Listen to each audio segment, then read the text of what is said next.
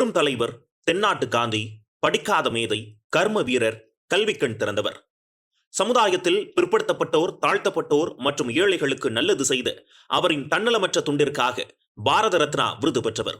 இந்தியாவின் மதிக்கத்தக்க 2 பிரதம மந்திரிகளை உருவாக்கி இந்தியாவின் கிங் மேக்கராக போற்றப்படுபவர். தமிழ்நாட்டை ஆண்ட முதலமைச்சர்களுள் பெரும் புரட்சிகளை செய்தவராக, தேசத்திற்கே வழிகாட்டும் பல வரலாற்று சிறப்புமிக்க திட்டங்களை உருவாக்கியவராக அனைவராலும் போற்றப்படுபவர்.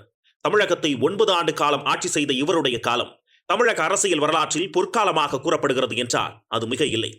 இறுதி வரை அரசு சம்பளம் தவிர சட்டைப்பையில் 10 ரூபாய் கூட அதிகமாக வைத்துக் கொள்ளாதவர்.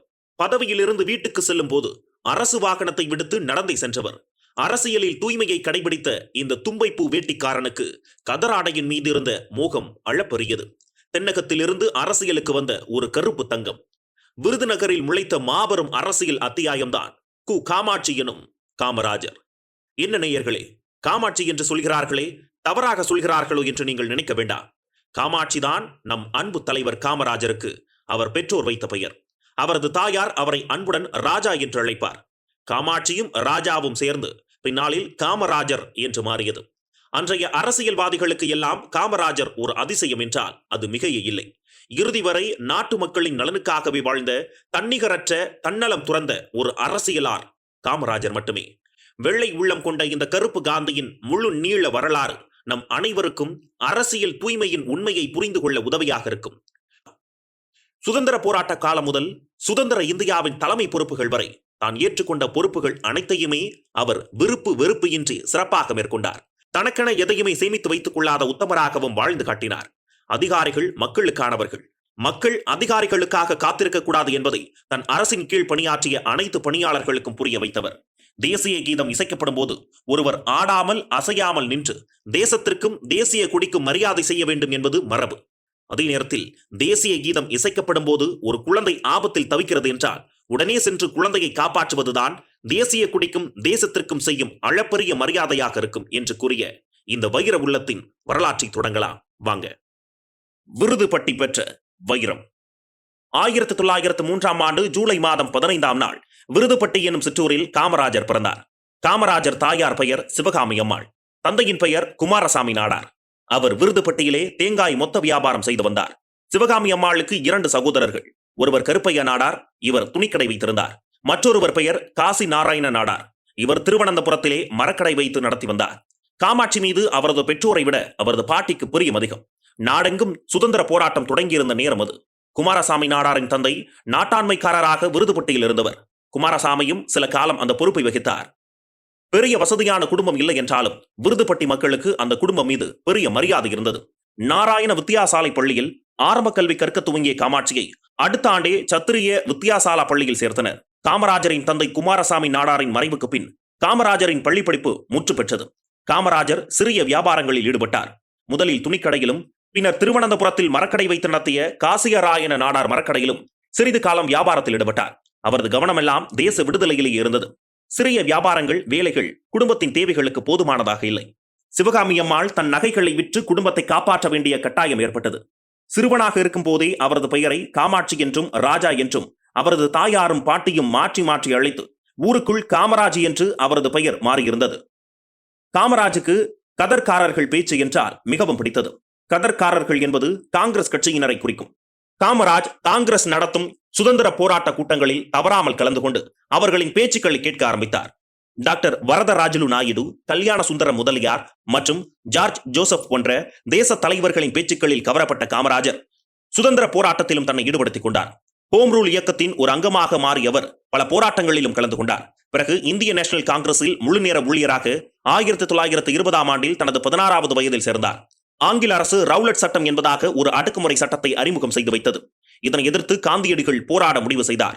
தமிழகத்திலும் ரவுலட் சட்டத்திற்கு எதிராக கடுமையான போராட்டங்கள் நடந்தன. இந்த போராட்டங்களில் காமராஜும் கலந்து கொண்டார். காமராஜ் விருதுப்பட்டியில் இருந்தால் அவர் போராட்டங்களில் கலந்து கொள்வதை தடுக்க முடியாது என்று தீர்மானித்த காமராஜின் மாமா அவரை திருவனந்தபுரத்தில் இருக்கும் அவர்களது உறவினர் ஒருவரின் கடையில் கொண்டு போய் வேலைக்கு சேர்த்து விட்டனர். ஆனால் அக்னி நாவுகளை காகிதத்தில் மடித்து பொட்டலம் கட்டிவிட முடியுமா என்ன? காமராஜின் சுதந்திர போராட்ட வேட்கையை அவர்களால் கட்டுப்படுத்த முடியவில்லை. இன வேற்றுமை குடுமைகள் நீங்க ஈவேரா பெரியார் வைக்கம் போராட்டத்தை நடத்தினார். காமராஜர் அந்த போராட்டத்தில் தன்னை ஈடுபடுத்திக் கொண்டார். கேரளாவில் நடந்த எல்லா சுதந்திர போராட்டங்களிலும் கலந்து கொண்டு நாட்டு விடுதலைக்காக போராடினார். இதனால் காமராஜரின் கவனம் திசை திரும்பியது. தாய் மாமனார் மனம் வருந்தினார். விருதுப்பட்டியில் தொழிலில் கவனம் இல்லை என்று திருவனந்தபுரத்திற்கு அனுப்பி வைத்தார்கள். ஆனால் இங்கும் இப்படி தொழிலில் கவனம் இல்லாமல் காமராஜ் இருக்கிறாரே என எண்ணி மீண்டும் காமராஜரை விருதுப்பட்டிக்கு அனுப்பி வைத்தார். விடிந்தால் புது புது போராட்டங்கள், ஒவ்வொரு நாளும் போராட்டம், ஆண்டுக்காண்டு போராட்டம். 1923 நாகபுரி நகரில் கொடி போராட்டம். நம் இந்திய கொடியை ஏந்தி நடமாடக்கூடாது எனும் அந்நிய சட்டத்தை எதிர்த்து போர். கள் குடித்து மதிமயங்கி கிடக்கும் ஏழை உழைப்பாளர்களின் வாழ்வை உயர்த்திட கள்ளுக்கடை முன்பு மறியல் செய்து போராட்டம். சிப்பாய் கலகத்தின் போது இந்திய சிப்பாய்களை பறவைகளை சுடுவது போல சுட்டுக் கொன்ற ஜெனரல் நீல் என்னும் கொடிய அதிகாரிக்கு சென்னை நகரின் மத்தியில் ஒரு சிலை வைக்க முடிவெடுத்தது ஆங்கில அரசு. பொறுக்க முடியுமா இந்த அநியாயத்தை? அந்த சிலையை அகற்ற ஒரு போராட்டம். இந்தியர்களுக்கு அள்ளி கொடுக்க முன்வந்தோம் என்று கூறிக்கொண்டு அளவெடுக்க வந்த சைமன் கமிஷன் முன்பாக சைமனை திரும்பி போ என்றொரு போராட்டம். இங்கிலாந்திலிருந்து கொண்டு வந்த உப்பை அதிக விலைக்கு விற்பதற்காக இந்திய கடற்கரையில் எடுக்கப்படும் நாட்டு உப்புக்கும் வரி விதித்த ஆங்கிலேயர்களின் சதியை முறியடிக்க காந்தியடிகள் 1930 மேற்கொண்ட தண்டி யாத்திரையின் எதிரொலியாக தமிழகத்தில் உப்பு சத்தியாகிரக போராட்டம் நடந்தது.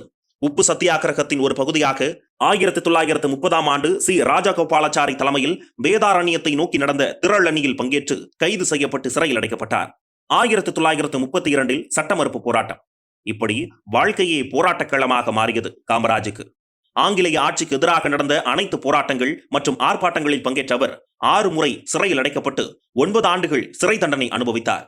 சிறையில் அடைக்கப்பட்ட பலரும் பல்வேறு நேரங்களில் ஆங்கில அரசிடம் மன்னிப்பு கடிதம் எழுதி கொடுத்து விடுதலை பெற்று சிறையில் இருந்து வெளியே வந்து கொண்டிருந்தனர். ஒருமுறை காமராஜை சிறையில் சந்திக்க சென்ற அவரது மாமா இது குறித்து அவரிடம் கூற காமராஜ் அதை திட்டவட்டமாக மறுத்துவிட்டார். வெள்ளைக்காரனிடம் கெஞ்சி மன்னித்துக் கொள்ள கூறி மனு கொடுக்க விருப்பமில்லை என்றார். காமராஜ் மீது பெரும் அன்பு கொண்டிருந்த அவரது பாட்டி காமராஜ் சிறையில் அடைக்கப்பட்டதை கேட்டு மனம் வருந்தி படுத்த படுக்கையாக இருந்தார். அதன் அடிப்படையிலாவது விரைவாக சிறையிலிருந்து வெளியே வருமாறு அவரது மாமா கூறினார். தான் வந்து பார்க்காமல் தன் பாட்டி உயிர் பிரியாது, கவலை வேண்டாம், தைரியமாக செல்லுங்கள் என்று கூறி அவரை அனுப்பி வைத்தார் காமராஜ். அதன்படி சிறை தண்டனை முடிந்த பிறகே அவர் விருதுப்பட்டிக்கு திரும்பினார். விருதுப்பட்டிக்கு திரும்பிய காமராஜை ஊர் மக்கள் மகிழ்ச்சியுடன் வரவேற்றனர். காமராஜை அரசியலுக்கு அழைத்து வந்தது சத்தியமூர்த்தி அவர்களே. காங்கிரஸ் மாகாண காரிய கமிட்டி தலைவர் தேர்தலில் ராஜாஜிக்கும் சத்தியமூர்த்திக்கும் இடையே ஏற்பட்ட பிளவினால் இருவரும் புதிய நபர்களை காரிய கமிட்டி தேர்தலுக்கு அறிமுகம் செய்தனர். காமராஜ் மீது அதீத நம்பிக்கையையும் பாசமும் கொண்டிருந்த சத்தியமூர்த்தி அவரை வேட்பாளராக அறிவித்தார். காமராஜ் காரிய கமிட்டி தேர்தலில் பெரும் வெற்றி பெற்றார். 1939 தமிழ்நாட்டு காங்கிரஸ் கட்சியின் தலைவரானார். 12 ஆண்டுகள் அந்த பதவியில் இருந்தார். பலர் ஆட்சி அமைக்க இவர் காரணமாக இருந்ததால் இவரை தலைவர்களை உருவாக்குபவர் என்று காங்கிரசார் அன்போடு அழைத்தனர். காமராஜர் பதவிக்காக எவரையும் அண்டி நிற்கவில்லை. அவரது அரசியல் குருநாதர் தீரர் சத்தியமூர்த்தி அவரிடம் உன்னையே கட்சி தலைமைக்கு நிறுத்துவேன், வென்று காட்டுவேன் என்று கூறினார். அவரது முயற்சியால் தான் காமராஜர் வென்றார். அதன்படி சத்தியமூர்த்தி தான் அவருக்கு அந்த பதவியை பெற்றுக் கொடுத்தார்.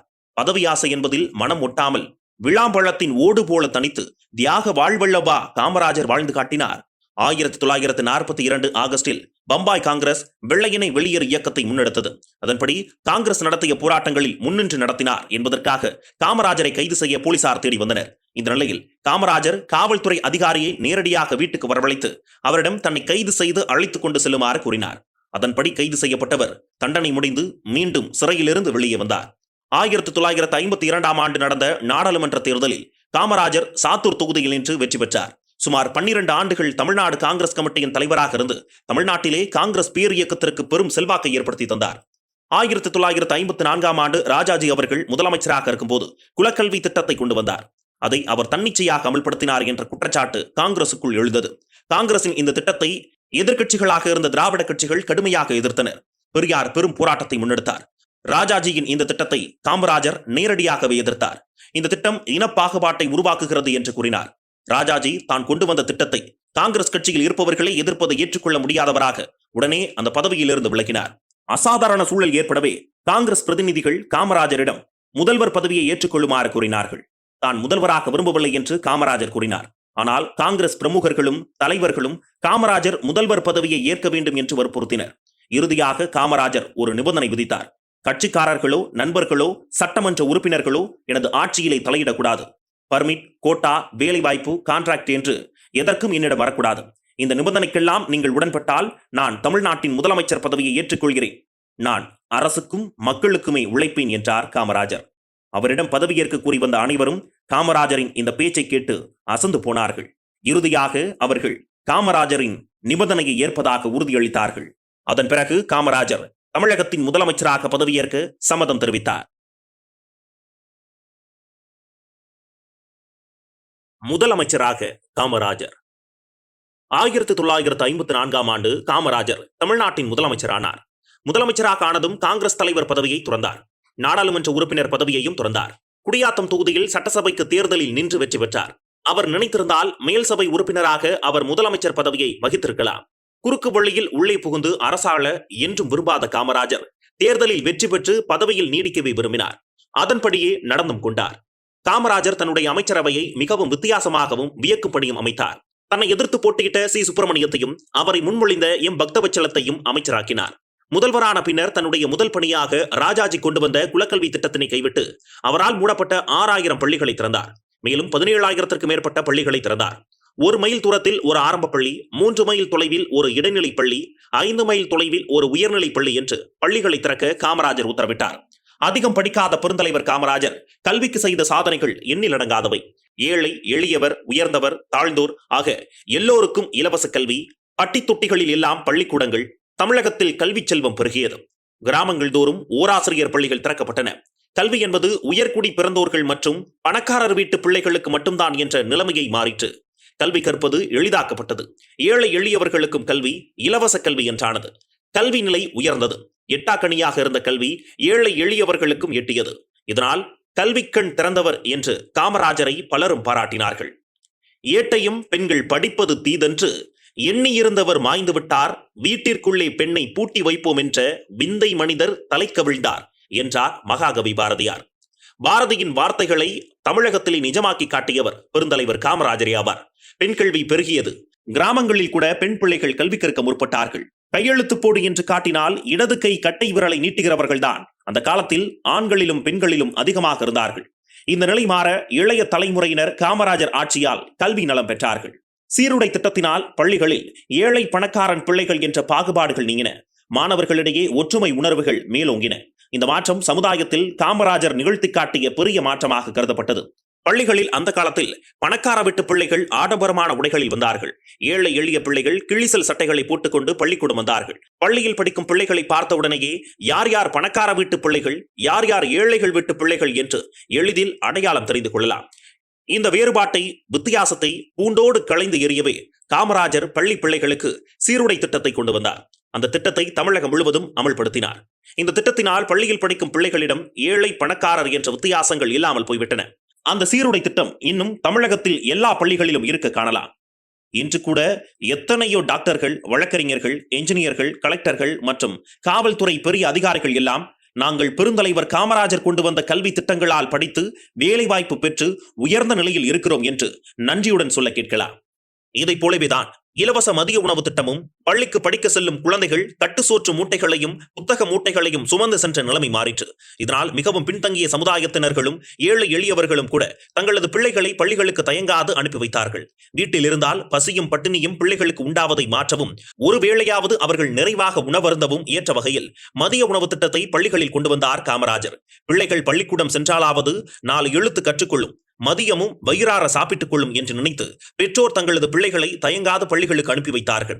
இதனால் ஏற்படும் நிதிச்சுமையை சமாளிப்பது கடினம் என்றும் வேறு திட்டங்களுக்கு பணம் செலவழிக்க இயலாத நிலை உருவாகும் என்றும் நிதியமைச்சரும் அதிகாரிகளும் கூறியதை கேட்ட காமராஜர், எவ்வளவு நிதி தேவை என்று கூறுங்கள், நான் தமிழகம் முழுவதும் சென்று இருப்பவர்களிடம் பிச்சை எடுத்தாவது கொண்டு வருவேன், ஆனால் இந்த திட்டம் நடந்தே ஆக வேண்டும் என்று உறுதியாக கூறினார். முதலமைச்சரின் உறுதியைக் கண்டு நிதியமைச்சராக இருந்த சி. சுப்பிரமணியமும் பிற அதிகாரிகளும் வியந்ததோடு எந்த நிலையிலும் இந்த திட்டம் தடைபடாது நடக்க ஆவண செய்வதென்று தீர்மானித்தனர். பள்ளிகளில் மதிய உணவு திட்டம் செயல்பட தொடங்கியது. இந்திய அரசியலில் தலை சிறந்த பணியாக கருதப்பட்ட இந்த திட்டம் உலக அளவில் பாராட்டப்படும் திட்டமாகவும் அமைந்தது எனலாம். இதனால் ஆங்கிலேயரின் ஆட்சி காலத்தில் 7% இருந்த கல்வி கற்போரின் எண்ணிக்கை இவருடைய ஆட்சியில் 37% உயர்ந்தது. எல்லா கிராமங்களிலும் ஆரம்ப பள்ளிக்கூடங்கள் திறக்கப்பட்டன. ஆனால் ஆயிரக்கணக்கான இந்த பள்ளிகளுக்கு ஆசிரியர்களை நியமிக்க வேண்டுமே, அத்தனை பள்ளிகளுக்கும் ஆசிரியர் பயிற்சி பெற்ற ஆசிரியர்களுக்கு எங்கே போவது? இந்த கேள்வி எழுந்ததும் இதற்கும் ஒரு வழியை காமராஜரை கண்டுபிடித்தார். நாட்டிலே படித்துவிட்டு வேலை கிடைக்காமல் ஆயிரக்கணக்கான பேர் இருக்கிறார்கள். அவர்களை எல்லாம் ஓராசிரியர் பள்ளிகளுக்கு ஆசிரியர்களாக நியமித்து விடலாம். ஆனா ஆவண்ணா, அம்மா அப்பா, படம் பட்டம், மரம் மாடுன்னு கற்றுத்தர பயிற்சி ஆசிரியர் தானே தேவை என்றார் காமராஜர். அன்றைய பள்ளிக்கல்வி இயக்குநராக இருந்த திரு நேத்து சுந்தரவடிவேலு இந்த திட்டத்தை ஏற்றுக்கொண்டார். எங்கும் ஓராசிரியர் பள்ளிகளுக்கு படித்துவிட்டு வேலையில்லாமல் இருந்த இளைஞர்கள் வேலைக்கு அமர்த்தப்பட்டார்கள். 2-3 ஆண்டுகளுக்கு பின்னர் அவர்களுக்கு அரசு செலவிலேயே ஆசிரியர் பயிற்சிகள் அளிக்கப்பட்டன. இந்த திட்டத்தினால் எத்தனையோ படித்த வேலையற்றவர்களுக்கு வேலை வாய்ப்புகள் கிடைத்தன. பிள்ளைகள் படிக்க வழிகண்டாயிற்று. பெரியவர்கள் முதியவர்கள் படிக்க வழிகள் ஏதும் இல்லையா என்று கேட்கலாம். எல்லா கிராமங்களிலும் இரவு பாடசாலைகள் தொடங்கப்பட்டன. முதியோர்களும் கல்வி கற்களானார்கள். எழுத்துக்கள், எண்கள், எழுத படிக்க கற்றுக்கொண்டார்கள். கல்வி நிலை உயர்வடைந்தது காமராஜர் ஆட்சியில். ஆரம்ப பள்ளி படிப்போடு சந்தர்ப்பம் சூழ்நிலைகளால் மேலே படிக்க முடியாமல் போன காமராஜர் தான் கற்று தேராவிட்டாலும் தமிழ்நாட்டிலே இருந்த கோடான கோடி பிள்ளைகள் கல்வி கற்று வாழ்விலும் முன்னேற எல்லா வகையிலும் பாடுபட்டார். திட்டங்கள் தீட்டினார், செயல்படுத்தியும் காட்டினார். காமராஜரை படிக்காத மேதை என்பார்கள். உண்மையில் அவர் படிக்காத மேதை அல்ல, அனுபவ பாடம் படித்த மேதை. தனது படிப்பு அறிவை அவர் காலப்போக்கில் வளர்த்து கொண்டார். கற்றலிற் கேட்டலே நன்று என்பார்கள். காமராஜருக்கு கிடைத்த கேள்வி ஞானம் அளப்பற்கரியது. செய்தித்தாள்களை படிப்பதன் மூலம் நாட்டு நடப்புகளை, உலக நிலையை அன்றாடம் அவர் உணர்ந்து கொண்டிருந்தார். கண்ணுடையோர் என்பர் கற்றோர் முகத்திரண்டு, புண்ணுடையோர் கல்லாதவர் என்று 2000 ஆண்டுகளுக்கு முன்பே திருவள்ளுவர் கூறியிருந்தார். காமராஜர் காலத்தில் தமிழகத்தில் கண்ணுடையோர்களை விட முகத்திரண்டு புண்ணுடையோர்களே பெரும்பாலானவர்களாக இருந்தார்கள். காரணம், பொதுமக்களுக்கு கல்வியின் மேல் நாட்டம் இல்லாமல் இருந்தது. ஆனால் காமராஜர் அந்த நிலையை மாற்றினார்.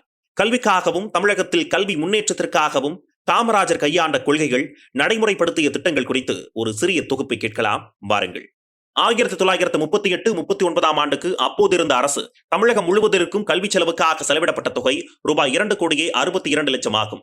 5 ஆண்டு திட்ட தொடக்க காலத்தில் அது ரூபாய் 10,57,00,000 ஆகும்.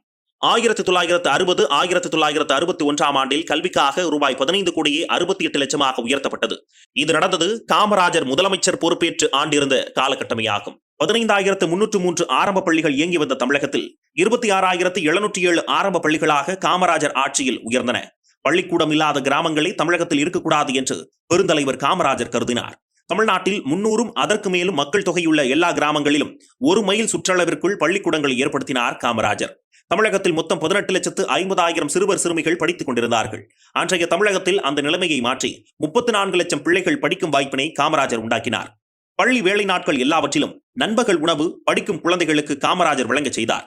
கிழிந்து நைந்து போன ஆடைகளோடு என் குழந்தையை எப்படி பள்ளிக்கூடத்துக்கு அனுப்புவேன் என்று ஏங்கிய ஏழை தாய்மார்கள் கண்ணீர் வடித்தார்கள். அவர்களது கண்ணீரை துடைத்த காமராஜர் எல்லா பிள்ளைகளுக்கும் இலவச சீருடைகள் வழங்க செய்தார். பள்ளி சீரமைப்பு திட்டத்தை கொண்டு வந்து காமராஜர் அதை சிறப்பாக அமல்படுத்தினார். அவர் தொடங்கி வைத்த பள்ளி சீரமைப்பு திட்டத்தின் பயனாக பள்ளிகளுக்கு பொதுமக்கள் நன்கொடையாக அளித்த பொருட்களின் மதிப்பு ரூபாய் 7 கோடியாக வளர்ந்தது. கல்வித்துறையில் காமராஜர் கையாண்ட திட்டங்களையும் செயற்பாடுகளையும் கண்டு அன்றைய இந்திய பிரதமர் பண்டித ஜவஹர்லால் நேருவே காமராஜரை வாயார பாராட்டினார். பெரியார் ஈவேரா அவர்கள் காமராஜரை பச்சை தமிழர் என்று பாராட்டினார். காமராஜரின் கல்வி சாதனைகள் சேர சோழ பாண்டிய மன்னர்களோ அதன் பின்னர் தமிழகத்தை ஆட்சி செய்தவர்களோ ஆங்கிலேயர்களோ எவருமே செய்தது இல்லை என்றார். இன்னும் 10 ஆண்டுகள் காமராஜர் ஆட்சி நீடித்தால் தமிழகத்தில் படிக்காதவர்களே இல்லை என்ற நிலை நிச்சயமாக உருவாகும் என்று அவர் சொன்னார். காமராஜரின் கல்வி சாதனைகள் இன்னும் எவை எவை என்றுதானே கேட்க தோன்றுகிறது. இதோ காமராஜர் செய்திட்ட ஏனைய கல்வி சாதனைகளை பாருங்கள். 471 உயர்நிலைப் பள்ளிகளை இருந்த தமிழ்நாட்டில் 1361 உயர்நிலைப் பள்ளிகளை உண்டாக்கினார் காமராஜர். கல்லூரிகளின் எண்ணிக்கையோ 28 இருந்தது. அவைகள் காமராஜர் ஆட்சி காலத்தில் 50க்கு மேலாக உயர்ந்தன. 6 பயிற்சி கல்லூரிகள் இருந்த தமிழ்நாட்டில் 17 பயிற்சி கல்லூரிகளாக ஆக்கினார் காமராஜர். மேலும் 3 உடற்பயிற்சி கல்லூரிகளை தோற்றுவித்தவரும் காமராஜரே. காமராஜரே முதலில் தமிழிலே பாடப்புத்தகங்கள் வெளியிட வழி செய்தவர். கோவை அரசினர் கலைக்கல்லூரியில் 3 ஆண்டு பட்டப்படிப்பில் அரசியல் பாடங்களை தமிழில் கற்றுத் தருவதற்கும் காமராஜரே வழிவகைகள் செய்தார். ஏழை எளிய மாணவர்களுக்கு உபகார சம்பளங்கள் வழங்கினார். உபகார சம்பளம் என்பது கல்வி உதவித்தொகை என்பதாகும். தொழில்நுட்பம், கல்வித்துறை, மருத்துவத்துறை, வேளாண்மைத்துறை, கால்நடைத்துறை, அரிசன நலத்துறை ஆகிய துறைகள் மூலமாக சம்பந்தப்பட்ட பிரிவு மாணவர்களுக்கு உபகார சம்பளம் வழங்கி அப்பிரிவுகளில் சிறந்த மாணவர்களை உருவாக்கி அவர்களை படித்தவர்களாக மாற்றியவர் காமராஜர். அறிவு வளர்ச்சியை கவனத்தில் கொண்டு இந்தியாவிலேயே முதலாக பொது நூலக சட்டத்தை ஏற்படுத்தி 454 கிளை நூலகங்களை காமராஜர் அமைத்தார். எல்லா மாவட்டங்களிலும் மாவட்ட மத்திய நூலகங்கள் இவ்வாறு ஏற்பட்டன. படிக்காத காமராஜர் எப்படி தமிழ்நாட்டில் படித்தவர்களை அதிகமாக்கினார் என்பதை நாம் கேட்ட தகவல்கள் மூலம் தெள்ளென தெரிந்து கொண்டோம் அல்லவா? அவரை படிக்காத மேதை என்பார்கள். ஆனால் காமராஜர் உண்மையில் ஒரு படித்த மேதையே. அவர் தனது கல்வி அறிவை நாள்தோறும் வளர்த்து கொண்டார். ஆரம்ப காலங்களில் செய்தித்தாள்களை படித்து அரசியல் நிகழ்ச்சிகளை தெரிந்து கொள்வதிலேதான் காமராஜர் ஆர்வம் காட்டி வந்தார். பல்வேறு தமிழ் நூல்களை படித்தார். ஆங்கிலம் கற்றுக்கொண்டார். அன்றாடம் ஆங்கில செய்திகளை வரவழைத்து படித்தார். ஆங்கிலத்திலிருந்து நல்ல நூல்களையும் காமராஜர் வாங்கி படிக்கலானார்.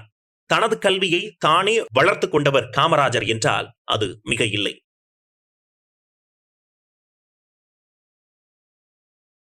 நவீன தமிழகத்தின் தந்தை. காமராஜரை நவீன தமிழகத்தின் தந்தை என்று நான் கூறுவதற்கு காரணம் இல்லாமல் இல்லை. வானம் பார்த்த பூமிகளையும் வறண்டு தரிசாக கிடந்த நிலங்களையும் பார்த்து வருந்திய காமராஜர் சுதந்திரத்திற்கு பிறகும் தமிழகம் வறுமையின் பிடியில் சிக்கி தவிப்பதை தெள்ளத் தெளிவாக உணர்ந்து கொண்டார். நிலங்களை பசுமையாக மாற்றவும் தரிசு நிலங்களை ஆக்கப்பூர்வமான பணிகளுக்கு பயன்படுத்தவும் அவர் திட்டங்கள் வகுத்தார். கிடைக்கும் வளங்களை வைத்து தமிழகத்தை முன்னேற்ற பாதைக்கு கொண்டு செல்ல என்னவெல்லாம் செய்யலாம் என்று எப்போதும் யோசிக்கலானார் காமராஜர். தமிழகத்தின் தொழில்துறைக்கு புத்துயிர் கொடுத்து அதை தன் ஆட்சி காலத்திலேயே உயர்வானதாக மாற்றிய பெருமை காமராஜருக்கே உண்டு. பெருந்தலைவர் காமராஜர் தனது ஆட்சி காலத்தில் தொழில்துறைகளில் என்னென்ன அரும்பெரும் சாதனைகளை செய்தார் என்பனவற்றை இங்கே விரிவாக காண்போம். தனது அமைச்சரவையில் தொழில் மந்திரியாக இருந்த ஆர் வெங்கட்ராமன் அவர்களின் பூரண ஒத்துழைப்போடு முதலமைச்சர் காமராஜர் தனது திட்டங்களை தமிழ்நாட்டில் நிறைவேற்றலானார். அரசின் தொழிற்பேட்டைகள், ஆங்காங்கே தனியார்கள் தொழில் தொடங்க வசதி வாய்ப்புகளை செய்து கொடுத்தல், தொழிற்சாலைகளுக்கு இடவசதி, மின்சார வசதி மற்றும் ஏனைய சலுகைகளும் காமராஜர் செய்து கொடுத்தார். இதனால் தமிழகத்தில் தொழில் வளம் பெருகியது. புதிதாக அரசின் சொந்த தொழிற்சாலைகளும் தொடங்கப்பட்டன. குமரி மாவட்டத்தில் சிற்றாறில் ஒரு அணை கட்டினால் அதனால் பொதுமக்களுக்கும் விவசாயிகளுக்கும் உபயோகமாக இருக்கும் என்று முதலமைச்சர் காமராஜர் கருதினார். அதற்காக அவர் திட்டம் திட்ட அதிகாரிகளுக்கு உத்தரவிட்டார். ஆனால் சிலர் ஆயிரக்கணக்கான ஏக்கர் ரப்பர் தோட்டங்கள் அழிந்துவிடும், திட்டத்தை கைவிட்டு விடுங்கள் என்று சொன்னார்கள். அரிசிக்கு பதிலாக ரப்பரை தின்று உயிர் வாழ முடியுமா என எதிர்ப்பு தெரிவித்தவர்களிடம் காமராஜர் கேட்டார். கேட்டவர்கள் மௌனமானார்கள். சிற்றாற்றில் அணை கட்டப்பட்டது. இதுபோல வைகை ஆற்றில் அணை கட்டப்பட்டது. இந்தியா ஒரு விவசாய நாடு. இந்திய நாட்டில் வாழும் பெரும்பகுதி மக்கள் விவசாய தொழிலிலேயே ஈடுபட்டு இருக்கிறார்கள். விவசாய தொழில் இருந்தால்தான் பஞ்சம், பசி, வறுமை தீரும். அதனால் காமராஜர் விவசாய வளர்ச்சிக்கும் முன்னுரிமை அளித்தார். கிராமங்கள் தோறும் மின்சார இணைப்புகள் வழங்கச் செய்தார். விவசாய தொழில் மேம்பாடு அடைய பல அணைக்கட்டுகளை கட்டினார். கிராமம் தோறும் மின்சாரம் வழங்கிய பெருமையில் இந்தியாவிலேயே தமிழகம்தான் முதன்மையிடம் வகித்தது. நில உச்சவரம்பு சட்டத்தை கொண்டு வந்தார். கிராமங்களை நகரங்களில் இணைக்க சாலைகளை போட்டுக் கொடுத்தார். பல தொழிற்சாலைகள் ஏற்பட வழிவகை செய்தார். காமராஜர் ஆட்சி காலத்தில் தமிழகத்தில் தொழில் வளம் பெருகியது. நீர்வளம், நிலவளம், மின்சார வளம் என எல்லா வளமும் பெற்று நாடும் நலமடைந்தது. மக்கள் நல்வாழ்வு வாழ்ந்தார்கள். 3 முறை காமராஜர் முதலமைச்சராக இருந்தார். மாநிலத்தில் மட்டுமின்றி மத்தியிலும் காங்கிரஸ் ஆட்சியை நடந்து கொண்டிருந்தது. பண்டித ஜவஹர்லால் நேருவே நிரந்தர பிரதமராக இருந்தார். தமிழக முதல்வர் காமராஜரையும் அவரது தொண்டு, தியாகம், உழைப்பு, கட்சி பணி யாவையும் நேரு கண்டு வந்திருக்கிறார். புதிய இந்தியாவை உருவாக்க 5 ஆண்டு திட்டங்கள் போடப்பட்டு அத்திட்டங்கள் அமல்படுத்தப்பட்டன. அதில் தமிழ்நாட்டுக்கு அதிக அளவில் நிதி ஒதுக்கி தர மத்திய அரசிடம் பரிந்துரைத்து தமிழகத்திற்கு பெற்றுக் கொண்டார் காமராஜர். திருச்சியில் மத்திய அரசின் பெல் நிறுவனம் காமராஜர் காலத்தில் தான் தொடங்கப்பட்டது. இந்துஸ்தான் போட்டோ பிலிம் தொழிற்சாலை டார்ஜிலிங்கிற்கு போக இருந்தது. அது ஊட்டியில் தொடங்க ஏற்பாடு செய்ததே பெருந்தலைவர் காமராஜர் தான். தமிழக அரசின் தொழில்கள், தனியார்கள் தொடங்கிய பல்வேறு தொழில்கள், இவைகளோடு மத்திய அரசால் தமிழகத்தில் தொடங்கப்பட்ட பெரம்பூர் ரயில் பெட்டி தொழிற்சாலை, திருச்சி நவல்பட்டு துப்பாக்கி தொழிற்சாலை, ஆவடி டாங்க் தொழிற்சாலை, நெய்வேலி நிலக்கரி தொழிற்கூடம், சேலம் ஸ்டீல் தொழிற்சாலை, இப்படி தமிழகத்தில் ஏராளமான தொழில்கள் தொடங்கப்பட்டு மக்களுக்கு வேலை வாய்ப்புகளும் மக்கள் வாழ்வில் சிறிது பொருளாதாரம் உயர்வும் ஏற்படலாயிற்று. கிராமங்கள் நிறைந்த தமிழ்நாட்டில் விவசாயமே முக்கிய தொழில். விவசாயம் விருத்தி அடைந்தால்தான் உணவுப் பொருட்கள் உற்பத்தி பெருகும். பஞ்சம், பசி மறையும். தரிசாக கிடக்கும் நிலங்களை விவசாய நிலமாக்க வேண்டும். அதற்கு தண்ணீர் வேண்டும். கிராமங்கள் தோறும் மின்சார இணைப்பு வழங்கப்படும் என்று சொல்லியாகிவிட்டது. சொன்னபடி செய்ய வேண்டாமா? தண்ணீர் தட்டுப்பாட்டையும் மின் தட்டுப்பாட்டையும் எப்படி தீர்த்து வைப்பது? அப்போதைய அரசின் வருமானமோ ரூபாய் 45 கோடி மட்டுமே. முதல் 5 ஆண்டு திட்டத்தில் தமிழ்நாட்டுக்கு மத்திய அரசு ஒதுக்கீடு செய்த தொகை மட்டும் ரூபாய் 95 கோடி. பற்பல கோடி ரூபாய்கள் செலவு செய்து மின் திட்டங்களை காமராஜர் தொடங்கினார்.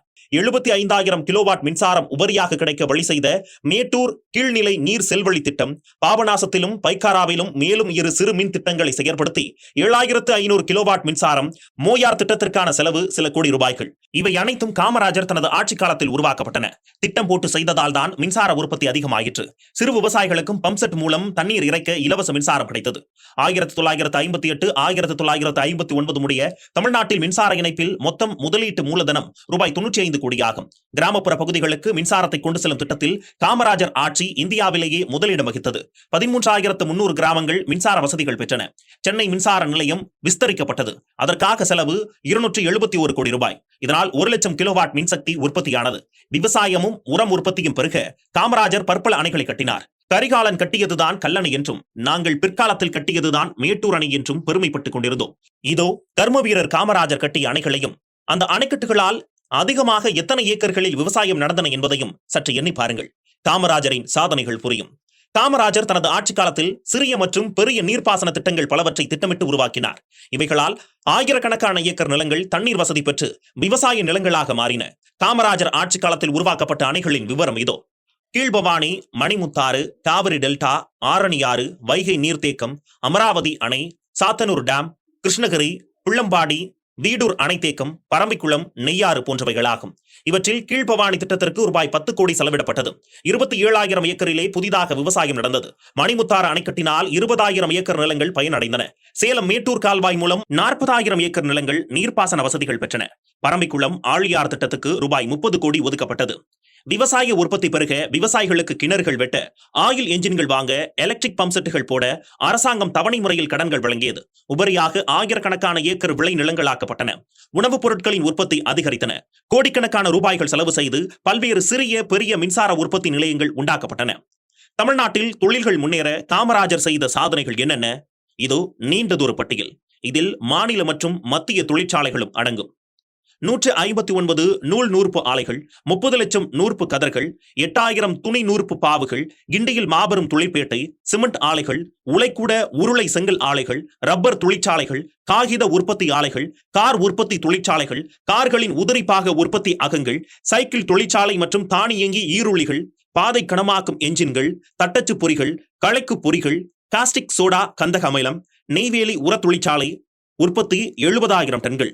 டிரான்ஸ்பார்மர்கள், ஸ்விட்ச் கியர்கள், எலக்ட்ரிக் கேபிள்கள், மீட்டர் கருவிகள், மின்தடை கருவிகள், வானொலி பெட்டிகள், சுழல் மின் விசிறிகள், அலுமினிய உற்பத்தி உலைகள், நெய்வேலி நிலக்கரி சுரங்கம், ஒளிப்படச் சுருள்கள், மருத்துவ அறுவை சிகிச்சை கருவிகள், டெலிபிரிண்டர்கள், ஐசிஎஃப் தொடர்வண்டி பெட்டிகள், பாரவுந்து வாகனங்கள், பெல் உயரழுத்த கொதிகலன்கள், சிறு போர்முனை கருவிகள், மேக்னசைட், சுண்ணாம்புக்கல் சுரங்கங்கள், ஹிந்துஸ்தான் போட்டோ பிலிம் தொழிற்சாலை. இவ்வாறு எண்ணிலடங்காத தொழிற்சாலைகள் காமராஜர் ஆட்சி காலத்தில் ஏற்பட்டன. தொழில் வளம் பெருகிற்று. வேலை இல்லாத திண்டாட்டங்கள் சற்று விலகிற்று. தனியார் முதலீடுகள் செய்து தமிழகத்தில் தொழில்கள் தொடங்கவும் காமராஜர் ஆட்சியில் தொழிற்பேட்டைகளில் வாடகைக்கு கூடங்கள் வழங்கப்பட்டன. நகரின் எல்லைகளில் தொழிற்சாலைகளுக்கு உரிய நிலங்களும் மின்சார வசதி, தண்ணீர் வசதிகளும் செய்து தரப்பட்டன.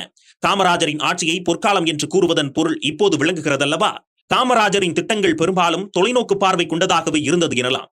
உடனடி பலன் என்பதை விடவும் அடுத்த 10 ஆண்டுகளின் வளர்ச்சி என்பதை அவை பறைசாற்றின. தமிழக அரசியல் முதல் தேசிய அரசியல் வரை 3 முறை தமிழக முதலமைச்சராக தேர்ந்தெடுக்கப்பட்ட காமராஜர் அவர்கள் பதவியை விட தேசப்பணியும் கட்சிப்பணியுமே முக்கியம் என கருதி பிளான் எனப்படும் காமராஜர் திட்டத்தினை கொண்டு வந்தார். அதன்படி கட்சியின் மூத்த தலைவர்கள் பதவிகளை இளைஞர்களிடம் ஒப்படைத்துவிட்டு கட்சி பணியாற்ற வேண்டும் என்பது இதன் நோக்கமாகும். அதன் பேரில் அக்டோபர் 2, 1963 ஆண்டு தன்னுடைய முதலமைச்சர் பதவியை துறந்த காமராஜர் பொறுப்பினை பக்தவச்சலத்திடம் ஒப்படைத்துவிட்டு டெல்லிக்கு சென்றார். காமராஜரின் இந்த திட்டத்தை பிரதமர் நேருவும் மற்ற தலைவர்களும் ஏற்றுக்கொண்டார்கள். முன்னுதாரணமாக முதலமைச்சராக இருந்த காமராஜரை அந்த பதவியிலிருந்து விலக்கினார். தனது அமைச்சரவையில் பொதுப்பணித்துறை அமைச்சராக இருந்த பெரியவர் பக்தவச்சலத்தை தமிழ்நாட்டின் முதலமைச்சராக்கினார். இந்தியாவெங்கும் காமராஜர் திட்டம் காரணமாக பல மூத்த தலைவர்கள் பதவியை விட்டு விலகி கட்சி பணிகளில் ஈடுபட்டார்கள். பாரத பிரதமர் நேருவே தானும் காமராஜ் திட்டப்படி பதவி விலகி கட்சி பணியாற்ற முன்வந்து தனது விருப்பத்தை தெரிவித்தார். நேருவை விட்டால் இந்திய பிரதமராக இருந்து நல்லாட்சி புரிய வேறு தலைவர் இல்லை என்று எல்லா தலைவர்களும் கூறி நேருவை பிரதமராக நீடிக்க செய்தார்கள். 1963 அகில இந்திய காங்கிரஸ் கமிட்டி கூட்டம் நடந்தது. அதில் காமராஜரை தலைவராக தேர்ந்தெடுத்தார்கள். ஏற்கனவே காமராஜர் தமிழ்நாடு காங்கிரஸ் கமிட்டி செயலாளராகவும் பின்னர் அவர் தமிழ்நாடு முதலமைச்சர் பதவியை ஏற்கும் வரை தமிழ்நாடு காங்கிரஸ் கமிட்டி தலைவராகவும் இருந்திருக்கிறார். தொடர்ந்து அவர் 12 ஆண்டு காலம் தலைவராக இருந்தார். அகில இந்திய அளவில் எல்லா தலைவர்களுடனும் காமராஜர் நட்பும் தொடர்பும் கொண்டவர். அகில இந்திய காங்கிரஸ் கமிட்டி தலைவராக அவர் பொறுப்பேற்று உயர்ந்தார். தலைவர் காமராஜர் பெருந்தலைவர் காமராஜர் ஆனார். தமிழ்நாட்டை பொறுத்தவரை காமராஜர் ஆட்சி பொற்காலமாகவே திகழ்ந்தது. அடுத்து நடந்த பொது தேர்தலில் காங்கிரஸ் படுதோல்வி அடைந்தது. எதிர்க்கட்சியாக இருந்த திராவிட முன்னேற்றக் கழகம் தமிழ்நாட்டின் ஆட்சியை கைப்பற்றியது. அறிஞர் அண்ணா முதலமைச்சரானார். ஆளுங்கட்சியாக இருந்த காங்கிரஸ் தமிழகத்தில் எதிர்க்கட்சியாக ஆனது. இது அரசியலில் சகஜம்தான். ஆனாலும் மத்தியிலே காங்கிரஸ் தான் தொடர்ந்து ஆட்சி செய்து வந்தது. பலம் சற்று குறைந்திருந்தாலும் பாரத பிரதமர் பண்டித ஜவஹர்லால் நேருவை கீழே இறக்க இந்திய மக்கள் விரும்பவில்லை. அகில இந்திய தலைவரான பின் காமராஜர் தனது இருப்பிடத்தை புதுடெல்லிக்கு மாற்றிக்கொண்டார். அவருக்கு ஒரு வீடு ஒதுக்கி தந்திருந்தார்கள். ஆனாலும் காமராஜர் தொடர்ந்து குடியிருந்து வந்த சென்னை டி நகர் திருமலைப்பிள்ளை வீட்டை காலி செய்யவில்லை. டெல்லியில் இருந்து கொண்டு காமராஜர் அகில இந்திய அளவில் காங்கிரஸ் கட்சியை பலப்படுத்தவும் அவ்வப்போது எழும் பிரச்சனைகளை கவனித்து களைந்து எறியவும் இந்தியா முழுவதும் பயணம் செய்தார். பகலிரவு என்று பாராமல் அவர் பாடுபட்டு வந்தார். ஆட்சியில் இருந்த நேரு அவர்கள் இந்திய தேசத்தை முன்னேற்ற பாதையில் அழைத்துச் சென்று கொண்டிருந்தார். நாடுதான் முக்கியம், நாட்டு மக்களின் நலன்களை பிரதானம் என்ற அடிப்படையில் அவர் 5 ஆண்டு திட்டங்களை வகுத்து நிறைவேற்றி வந்தார். நேருஜி அவர்கள் நாட்டு பணியிலேயே தனது இறுதி காலம் வரை அக்கறை கொண்டு அயராது உழைத்தார். சுதந்திரம் அடைந்த பின்னர் சுமார் 17 ஆண்டுகள் அவர் பாரத இந்தியாவின் பிரதமராக இருந்து தன்னிகரற்ற தலைவராக விளங்கினார். வயது முதிர்வு காரணத்தாலும் கடின உழைப்பாலும் அவர் அடிக்கடி களைப்படைந்தார். சில சமயங்களில் நோய்வாய்ப்பட்டார். 1964ஆம் ஆண்டு மே மாதம் 27ஆம் நாள் பண்டித ஜவஹர்லால் நேரு காலமானார். இந்திய நாடே துயரக் கடலில் ஆழ்ந்தது. உலகமே சோகத்தில் மூழ்கியது. உலக தலைவர்கள் எல்லாம் ஒரு சேர வருந்தினார்கள். நேருஜியுடன் கூடவே இருந்து வந்த அவரது புதல்வி இந்திரா காந்தியோ அழுது புலம்பி கண்ணீர் வடித்தார். காமராஜரும் கதிகலங்கி போனார். காமராஜர் மீது நேருஜி மதிப்பும் மரியாதையும் பேரன்பும் கொண்டிருந்தார். அதே போல காமராஜரும் பண்டித நேருவிடம் ஒப்பில்லா மரியாதையும் உயர்வான கருத்தும் கொண்டிருந்தார். உலகத்தில் உள்ள எந்த நாடும் பண்டித நேருவை தெரிந்து வைத்திருந்தது. உலக தலைவர்கள் நேருஜியை பெரிதும் மதித்தார்கள், மரியாதை செலுத்தினார்கள். அவர் ஆசிய ஜோதி மட்டுமல்ல, அகில உலகத்தின் சமாதான தூதுவராயிருந்தார். எதிர்பாராத விதமாக ஜவஹர்லால் நேரு அகால மரணம் அடைந்ததால் அடுத்து என்ன செய்வது, யாரை பிரதமராக்குவது என்ற கேள்வி எங்கும் எழுந்தது. குறிப்பாக அகில இந்திய காங்கிரஸ் கமிட்டி தலைவராக இருந்த பெருந்தலைவர் காமராஜருக்கு இதற்கான முடிவினை எடுக்கும் உரிமை இருந்தது. இந்திய அரசியல் சட்ட விதிகளின்படி பிரதமரிடம் காலியாக இருக்கக்கூடாது. அதனால் அதுவரை பண்டித நேருவின் அமைச்சரவையில் மூத்த அமைச்சராக பணிபுரிந்து வந்த குல்ஜாரிலால் நந்தா அவர்களை தற்காலிக பிரதமராக ஆக்கினார்கள். பாராளுமன்ற காங்கிரஸ் உறுப்பினர்களை கலந்தாலோசித்து அவர்களின் ஏகோபித்த ஒப்புதலோடு ஒரு தலைவரை தேர்ந்தெடுக்க வேண்டும். அந்த தலைவரை பிரதமராக பொறுப்பேற்பார். இந்த காரியங்களை செய்ய வேண்டியவர் அகில இந்திய காங்கிரஸ் கமிட்டி தலைவரை ஆவார். இப்போது அகில இந்திய காங்கிரஸ் கமிட்டி தலைவராக காமராஜர் இருப்பதால் நேருவின் மறைவுக்கு பிறகு ஒரு நிரந்தர பிரதமரை தேர்ந்தெடுத்து ஆட்சியில் அமர்த்தும் பொறுப்பு காமராஜருக்கு உண்டாகியிருந்தது. நேருவுக்கு பின்னர் யார் என்ற பிரச்சனை அவர் வாழ்ந்த காலத்திலேயே இருந்தது. அப்போது இது குறித்து பண்டித நேருவிடம் கேட்டதற்கு அவர் சொன்னார், இது ஒரு ஜனநாயக நாடு, ஜனநாயக முறையிலே பிரதமர் தேர்ந்தெடுக்கப்பட வேண்டும் என்று பதில் சொன்னார் நேரு. இந்திய பிரதமர் பதவி வகிப்பவரின் பொறுப்பு மகத்தானது. உலகில் உள்ள எல்லா நாடுகளும் ஏற்று போற்றப்படக்கூடியவராக, புகழப்படக்கூடியவராக அவர் இருக்க வேண்டும். போட்டியின்றி தேர்ந்தெடுத்தால் தான் சிறப்பாக இருக்கும். ஆனால் போட்டி இப்போது இல்லாமல் இருக்காது. பதவி ஆசை உள்ளவர்கள் கட்டாயம் போட்டி போட தயாராக இருப்பார்கள். இவர்களை எல்லாம் சந்தித்து கலந்து பேசி சமாதானப்படுத்தி போட்டி போடாமல் இருக்க செய்து ஏக மனதாக ஒரு பிரதமரை தேர்ந்தெடுக்கும் பொறுப்பு பெருந்தலைவர் காமராஜருக்கு இருந்தது. ஒரு சிலர் தற்காலிக பிரதமராக இருக்கும் குல்ஜாரிலால் நந்தாவை தொடர்ந்து இருக்கலாம் என்றார்கள். வேறு சிலர் மொரார்ஜி தேசாயை பிரதமராக்க ஆசைப்பட்டனர். நாடு இருக்கும் நிலைமையில் நாட்டை கட்டிக்காத்து அதை பண்டித ஜவஹர்லால் நேருவை போல் முன்னேற்ற பாதையில் அழைத்துச் செல்ல தகுந்த நபர் ஒருவரை தேர்ந்தெடுக்க காமராஜர் பெரிதும் விரும்பினார். பல ஆலோசனைக்கு பின்னர் பிரதமரை தேர்ந்தெடுப்பதற்கான பிரச்சனை ஒரு முடிவுக்கு வந்தது. பண்டித நேருவின் அமைச்சரவையில் ரயில்வே அமைச்சராக இருந்து அரியலூர் ரயில் விபத்துக்கு தார்மீக பொறுப்பேற்று தனது பதவியை ராஜினாமா செய்தவர் லால் பகதூர் சாஸ்திரி. பின்னர் பண்டித நேருவின் வேண்டுகோளுக்கிணங்க அவர் மீண்டும் அமைச்சராக பதவியேற்றார். காமராஜர் திட்டப்படி லால் பகதூர் சாஸ்திரி தனது அமைச்சர் பதவியை உதறி தள்ளினார். கட்சி பணிக்காக வந்தார். கடைசியாக லால் பகதூர் சாஸ்திரி பண்டித நேருவுக்கு வழக்கரம் போல அவரது அமைச்சரவையில் இலாக்கா இல்லாத மந்திரியாக இருந்தார். பழம்பெரும் தியாகியும் எளிமையான வாழ்க்கை மேற்கொண்டவருமான லால் பகதூர் சாஸ்திரியை பிரதமர் பதவிக்கு காமராஜர் தேர்ந்தெடுக்க செய்தார். காமராஜரின் இந்த செயலை அகில இந்திய தலைவர்கள் அனைவரும் ஆதரித்தனர். லால் பகதூர் சாஸ்திரியே தற்போது நாடு இருக்கும் நிலையில் பிரதமர் பதவிக்கு தகுதியானவர் என்பதை ஒப்புக்கொண்டு பெருந்தலைவர் காமராஜரை பாராட்டினார்கள். இந்தியாவின் 2வது பிரதமராக லால் பகதூர் சாஸ்திரி பதவியேற்றவுடன் பாகிஸ்தான் இந்தியா மீது படையெடுத்தது. நாட்டிலே உணவு தானிய பற்றாக்குறை இருந்தது. போதாக்குறைக்கு இப்போது போர் மூண்டுவிட்டது. இவையெல்லாம் லால் பகதூர் சாஸ்திரியின் மனதை கலக்கியது. பகைவர்களை எதிர்த்து போரிடவும் வேண்டும், அதே சமயம் நாட்டில் உணவு பற்றாக்குறையை போக்க தானிய உற்பத்தியையும் பெருக்கியாக வேண்டும். இந்த இரண்டையும் சேர்த்து லால் பகதூர் சாஸ்திரி ஒரு புதிய கோஷத்தை உருவாக்கினார். அக்கோஷமே ஜெய் கிசான் ஜெய் ஜவான் என்பதாகும். இந்த கோஷம் இந்தியா தேசம் முழுவதும் எதிரொலித்தது. எதிரியை விரட்ட படைவீரர்கள் உயிரையும் பணையம் வைத்து போராடும் போது விவசாயிகள் தானிய உற்பத்தியை பெருக்க அறுபாடுபட்டனர். இறுதியில் படையெடுத்த பாகிஸ்தான் படை இந்திய ராணுவம் கொடுத்த பதிலடியை தாங்காமல் சமாதானத்துக்கு வந்தது. சமாதான உடன்படிக்கையில் கையெழுத்திட பிரதமர் லால் பகதூர் சாஸ்திரி ரஷ்யா சென்றார். 1966ஆம் ஆண்டு ஜனவரி மாதம் 10ஆம் தேதி இரவு ரஷ்ய தலைவர்கள் முன்னிலையில் சமாதான உடன்படிக்கை கையெழுத்தாயிற்று. பிரதமர் லால் பகதூர் சாஸ்திரி மன நிம்மதியுடன் தனது தங்கும் இடத்துக்கு சென்றார். அவரை தொடர்ந்து அங்கே காலனும் சென்றான் போலும். சாஸ்திரி அன்றிரவே இயற்கை எய்தினார். பிரதமராக ரஷ்யா சென்ற லால் பகதூர் சாஸ்திரியை பிணமாகத்தான் இந்தியாவிற்கு கொண்டு வர வேண்டியதாயிற்று. முதலில் பிரதமர் நேரு மறைந்தார். அடுத்து பிரதமர் லால் பகதூர் சாஸ்திரி மறைந்தார். இந்தியாவில் மீண்டும் இருள் சூழ்ந்தது. குல்ஜாரிலால் நந்தாவை தற்காலிக பிரதமராக்கினார்கள். இம்முறை பிரதமரை தேர்ந்தெடுப்பது என்பது அவ்வளவு எளிதாக இருக்கவில்லை. இதற்கிடையில் அகில இந்திய காங்கிரஸ் கமிட்டி தலைவராக காமராஜருக்கு பிரதமரை தேர்ந்தெடுப்பது கடினமாக இருந்தது.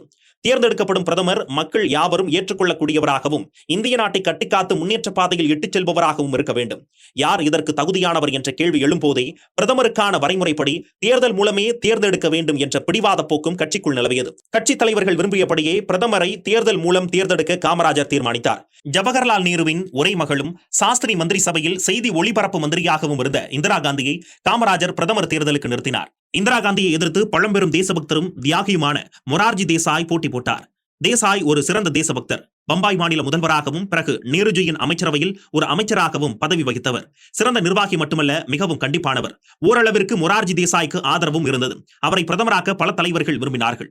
ஆனால் காமராஜரோ கிங் மேக்கர் என்று பெயர் பெற்றவர். அதாவது பிரதமர்களை தேர்வு செய்பவர் என்று பெயர் எடுத்திருந்தார். அவர் விரும்பியபடியே தான் லால் பகதூர் சாஸ்திரியை பிரதமராக்கினார். இப்போது காமராஜர் தியாக குடும்பத்தில் பிறந்தவரும், பண்டித நேருவினால் அரசியலுக்கு தயாரிக்கப்பட்டவரும், அவரோடு கூடவே இருந்தவரும், மத்திய அமைச்சராக இருந்து முன் அனுபவம் பெற்றவருமான இந்திரா காந்தியை பிரதமராக்க விரும்பினார். இந்திரா காந்தி பிரதமரானால் இந்தியா சுபிட்சம் அடையும், ஏழை எளிய மக்கள் வாழ்வு வளம் பெறும், இந்தியா முன்னேற்றம் அடையும் என்று காமராஜர் நம்பிக்கை கொண்டிருந்தார். அந்த நம்பிக்கை வீண் போவதை அவர் விரும்பவில்லை. தனது செல்வாக்கை பயன்படுத்தி காங்கிரஸ் பேரியக்கத்தின் சார்பில் ஒவ்வொரு நாடாளுமன்ற உறுப்பினருடனும் பேசி காமராஜர் இந்திரா காந்திக்கு ஆதரவு திரட்டினார். அவரது விருப்பப்படியே கட்சி தேர்தலில் இந்திரா வெற்றி பெற்றார். இந்தியாவின் 3வது பிரதமராக அவர் பதவியேற்றுக் கொண்டார். இந்திய அரசியலில் தான் ஒரு கிங் மேக்கர் தான் என்பதை காமராஜர் நிரூபித்தும் காட்டினார். தமிழ்நாடு காங்கிரஸ் கமிட்டி தலைவராக, அகில இந்திய காங்கிரஸ் செயற்குழு உறுப்பினராக, பின்னர் தமிழ்நாடு முதலமைச்சராக, இறுதியாக அகில இந்திய காங்கிரஸ் கமிட்டி தலைவராக காமராஜர் பிரதமர் நேருவுடன் நீண்ட நெடுங்கால தொடர்பு வைத்திருந்தார். தேசப்பிதா மகாத்மா காந்திக்கு பின் காமராஜர் மதிப்பளித்ததும் நேசித்ததும் நேரு ஒருவரைத்தான்.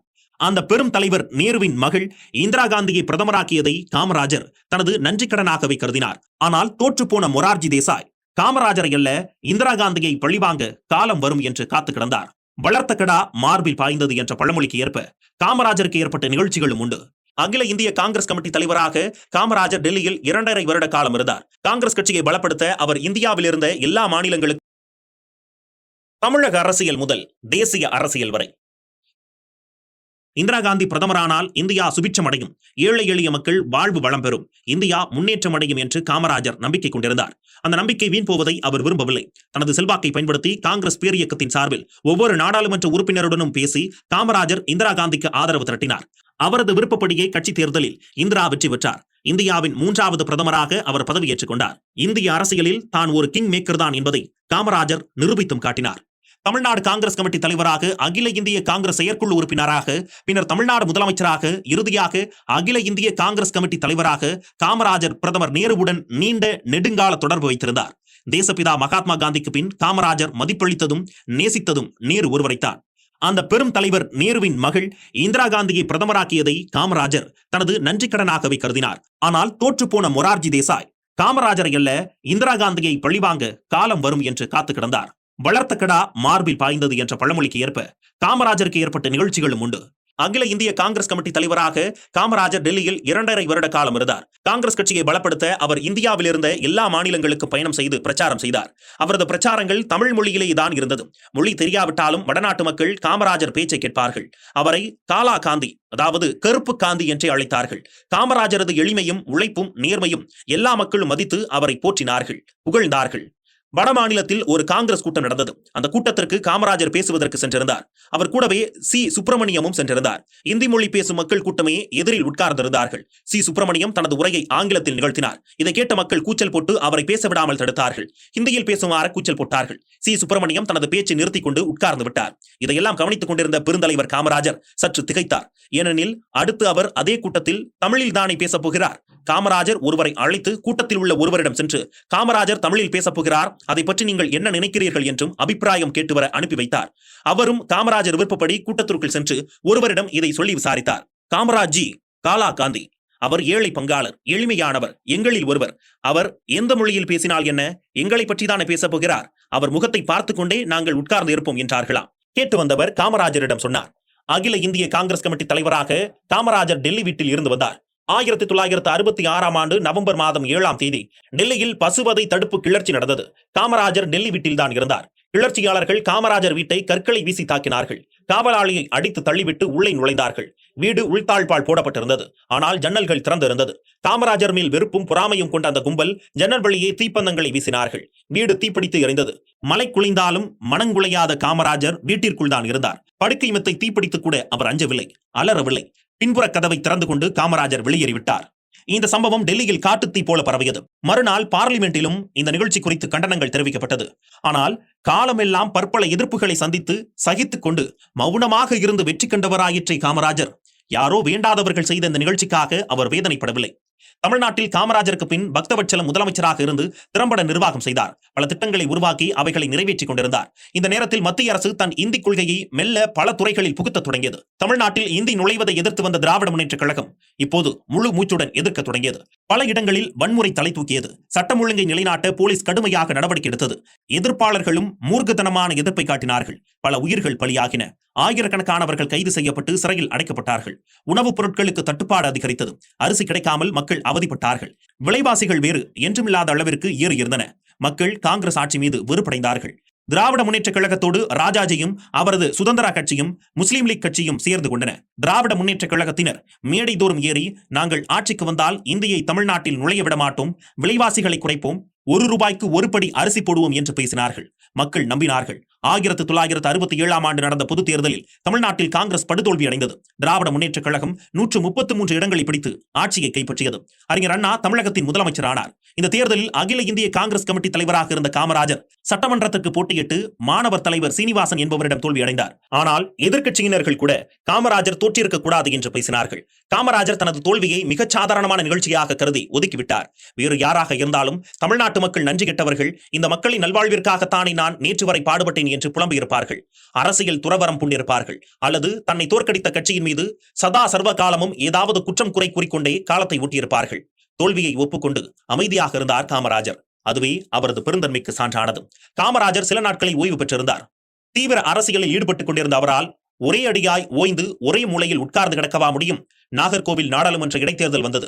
காமராஜர் போட்டியிட்டு வெற்றி பெற்று நாடாளுமன்ற உறுப்பினராகி டெல்லி சென்றார். தான் பிரதமராக்கிய பின்புலி இந்திரா காந்திக்கு பின்னால் நாடாளுமன்றத்தில் உட்கார்ந்து அதன் நடவடிக்கைகளை கவனித்துக் கொண்டிருந்தார். அங்கே கூட அவர் அதிகம் பேசியது கிடையாது. 1970ஆம் ஆண்டு குடியரசுத் தலைவர் தேர்தல் நடைபெறவிருந்தது. இதற்கு யாரை நிறுத்துவது என்று கலந்தாலோசனை நடத்த காங்கிரஸ் செயற்குழு பெங்களூருவில் கூடியது. எல்லோரும் நீலம் சஞ்சீவ ரெட்டியை நிறுத்த எண்ணினார்கள். பிரதமர் இந்திரா காந்தியும் இந்த கூட்டத்திற்கு வந்து கலந்து கொண்டிருந்தார். சஞ்சீவ ரெட்டியை நிறுத்துவதற்கு இந்திரா காந்தி எந்தவித எதிர்ப்பும் தெரிவிக்கவில்லை.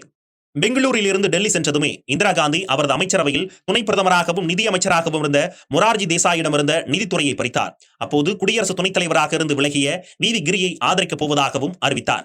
எல்லோரும் அவர்களது மனசாட்சிப்படி ஓட்டளிக்கும்படி கேட்டுக்கொண்டார். இந்திரா காந்தி என்னப்படியே வி.வி. கிரி குடியரசுத் தலைவராக தேர்ந்தெடுக்கப்பட்டார். நீலம் சஞ்சீவ ரெட்டி தோல்வியடைந்தார். இந்நிகழ்ச்சியால் காங்கிரஸ் இரண்டாக பிளவுபட்டது. ஒன்று இந்திரா காங்கிரஸ், மற்றது பழைய காங்கிரஸ். நிஜலிங்கப்பா பழைய காங்கிரஸ் கட்சி தலைவராக தன் பதவியில் தொடர்ந்தார். இந்திரா காங்கிரசுக்கு ஜெகஜீவன் ராம் தலைவரானார். பெருந்தலைவர் காமராஜர் இந்நிகழ்ச்சிகளுக்கு முன்னதாகவே தனது அகில இந்திய காங்கிரஸ் கமிட்டி தலைவர் பதவியை ராஜினாமா செய்துவிட்டு சென்னைக்கு குடிவந்திருந்தார். தேர்தல்களில் போட்டியிட்டார். தற்போது நாகர்கோவில் நாடாளுமன்ற உறுப்பினர் அவர். காமராஜர் பழைய காங்கிரஸில் தன்னை இணைத்துக் கொண்டார். தன்னால் பிரதமராக்கப்பட்ட இந்திரா காந்தியோடு அவரால் ஒத்துப்போக முடியவில்லை. ஆனால் பிரதமர் இந்திரா காந்திக்கு மட்டும் பெருந்தலைவர் காமராஜரின் மேல் மதிப்பும் மரியாதையும் எப்போதும் இருந்து வந்தது. இந்திரா காந்தி தன்னையும் தனது பிரதமர் பதவியையும் நிலைநிறுத்திக் கொள்ள பல திட்டங்களை தீட்டினார். 20 அம்ச திட்டங்களை கொண்டு வந்து ஏழை எளிய மக்கள் பொருளாதார மேம்பாடு அடைய செய்தார். வங்கிகளை எல்லாம் தேசியமயமாக்கினார். மன்னர் மானியங்களை விழித்தார். இந்தியாவோடு பாகிஸ்தான் போர் தொடுத்தது. பாகிஸ்தானுக்கு அமெரிக்க ஆயுதங்களை கொடுத்து உதவி செய்தது. ஆனால் பிரதமர் இந்திரா காந்தியோ இந்தியாவில் தயாரான போர்க்கருவிகளை கொண்டே போரிட்டு வெற்றி கண்டார். ஏற்கனவே காங்கிரஸ் கட்சி தமிழ்நாட்டில் பலம் இழந்து செல்வாக்கு இழந்திருந்தது. இப்போது 2 காங்கிரஸ் கட்சிகளாக தேர்தல்களில் போட்டியிட்டு மீண்டும் தோல்விகளையே கண்டது. மாறாக திராவிட முன்னேற்றக் கழகம் வெற்றி மேல் வெற்றி பெற்றுக் கொண்டிருந்தது. இந்திரா காந்தி நாடாளுமன்ற உறுப்பினர்களின் ஆதரவு தமக்கு வேண்டுமே என்பதற்காக திராவிட இயக்கங்களோடு கூட்டு வைத்துக் கொண்டார். அவர்களும் மாநில அரசுகள் செம்மையாக நடைபெற வேண்டும் என்றால் மத்தியிலே நிலையான ஆட்சி நடக்க வேண்டும் என்பதை உறுதியாக நம்பினார்கள். இந்திரா காந்தியால் மட்டுமே மத்தியிலே நிலையான ஆட்சியை நடத்த முடியும் என்று அவர்கள் நம்பினார்கள். ஆனால் காமராஜரோ மௌனமாக இருந்து நாட்டில் நடப்பதையெல்லாம் கவனித்துக் கொண்டிருந்தார். அரசியலில் சாதனைகள் செய்தது போதும் என்று ஒதுங்கிக் கொண்டார் காமராஜர்.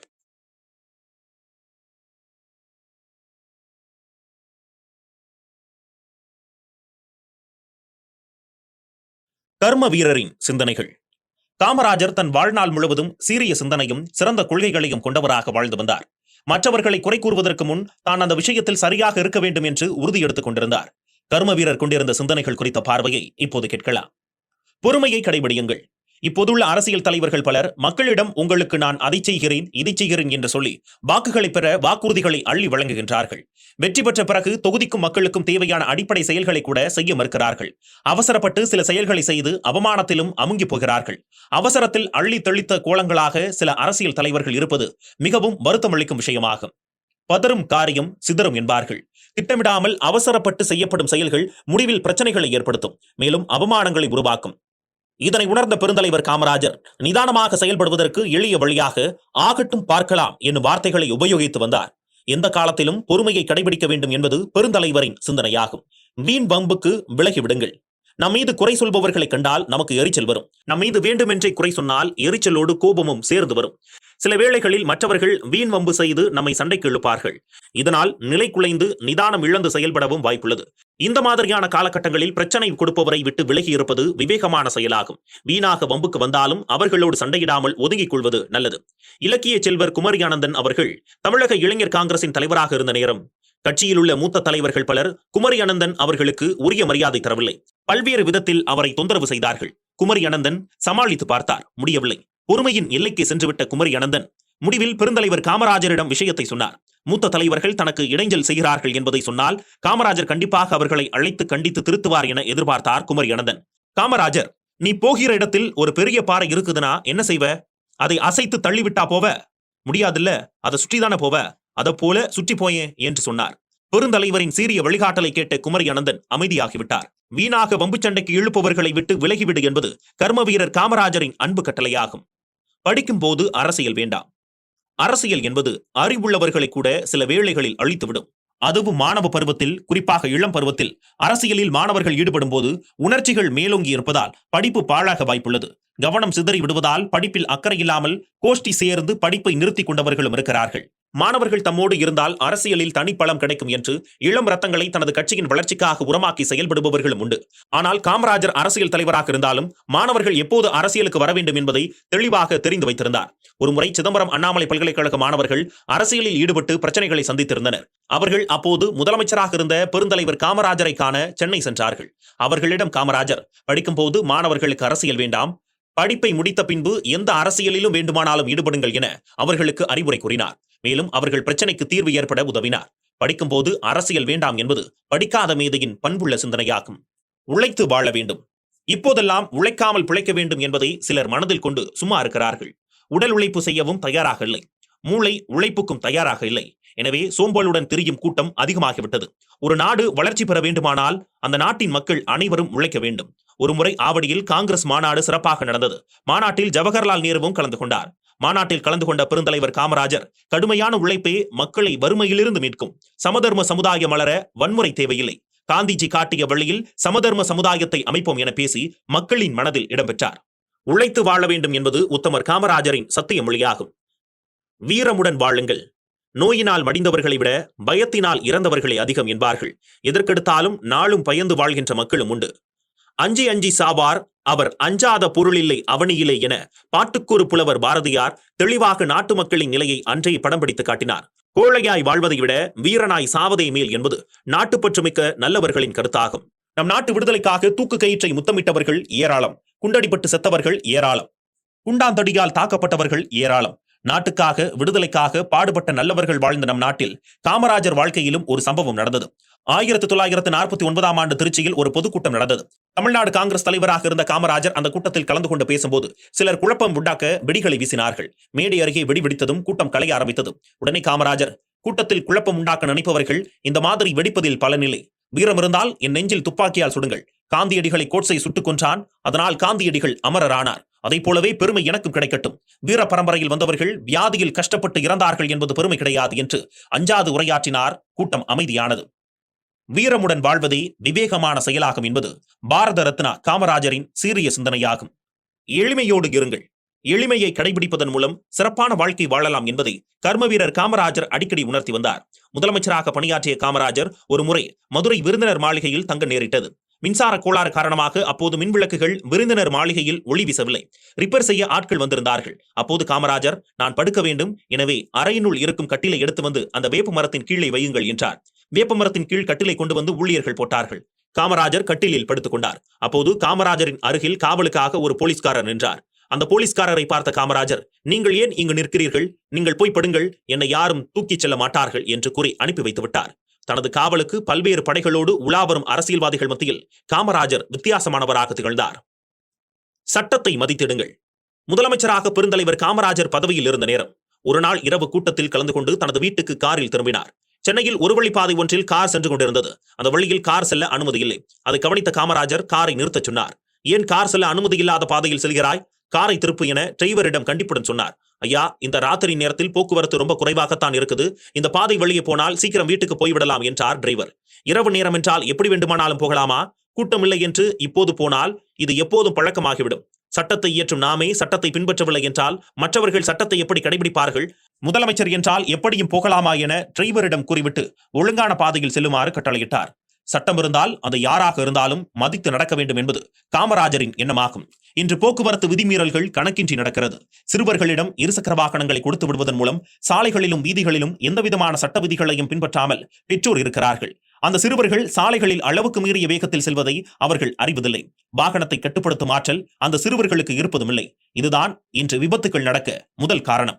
காலையில் 9 மணிக்கு குழந்தைகளை பள்ளியில் கொண்டுவிட வேண்டும் என்று கூறிக்கொண்டு 8:55 மணிக்கு வீட்டில் இருந்து கிளம்புகிறார்கள் பெற்றோர். கடுமையான போக்குவரத்து நெரிசல்களில் துளி கூட சட்ட விதிகளை பின்பற்றாமல் அளவுக்கு மீறிய வேகம், ஒரு வழிப்பாதையில் செல்வது, மற்றவர்களை குறித்து கவலைப்படாமல் இடித்து தள்ளிவிட்டு நிற்காமல் செல்வது, இவற்றையெல்லாம் செய்யும் பெற்றோரே, நீங்கள் செய்வது சரியான செயலா?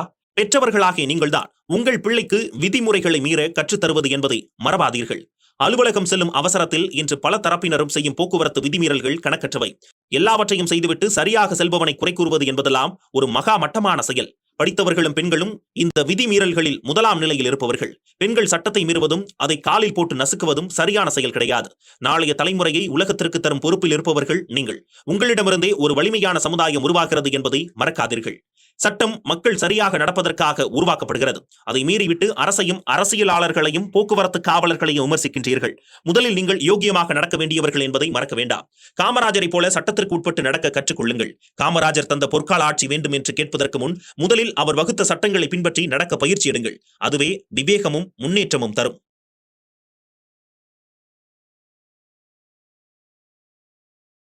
காமராஜரின் வாழ்வில் நிகழ்ந்த சுவாரஸ்யமான சம்பவங்கள். காமராஜரின் வாழ்வில் நிகழ்ந்த சுவாரஸ்யமான சம்பவங்களை தொகுத்து குக்கு எஃப்எம் நேயர்களுக்கு வழங்குவதில் பெரும் மகிழ்ச்சி அடைகிறோம். காமராஜரின் வாழ்வில் பல்வேறு சம்பவங்கள் சுவாரஸ்யமானதாக இருந்துள்ளது. அந்த சம்பவங்கள் சுவையானது மட்டுமில்லை, சிந்திக்கவும் வைக்கக்கூடியது.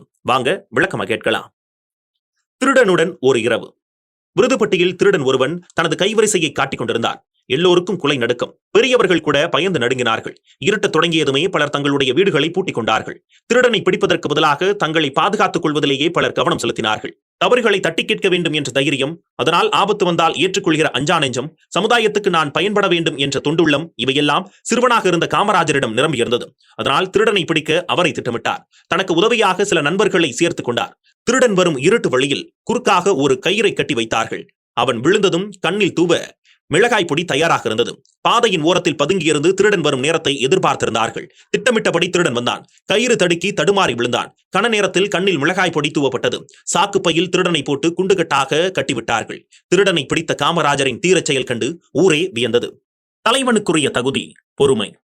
பள்ளியில் படித்தபோது காமராஜர் ஆசிரியருக்கு பெரிதும் மரியாதை கொடுப்பார். இத்தனைக்கும் அவர் படித்தது மாபெரும் பள்ளிக்கூடம் அல்ல, பிடியரசி பள்ளி என்றும் நொண்டிவாத்தியார் பள்ளி என்றும் அன்று அழைக்கப்பட்ட சாதாரண கிராமத்து பள்ளிக்கூடம் தான் காமராசர் தன் ஆரம்ப கல்வியை கற்ற இடம். படிப்பு சொல்லிக் கொடுப்பதற்காக அன்று ஆசிரியருக்கு அரிசியும் நெய்யும் தான் வழங்கப்படுமா?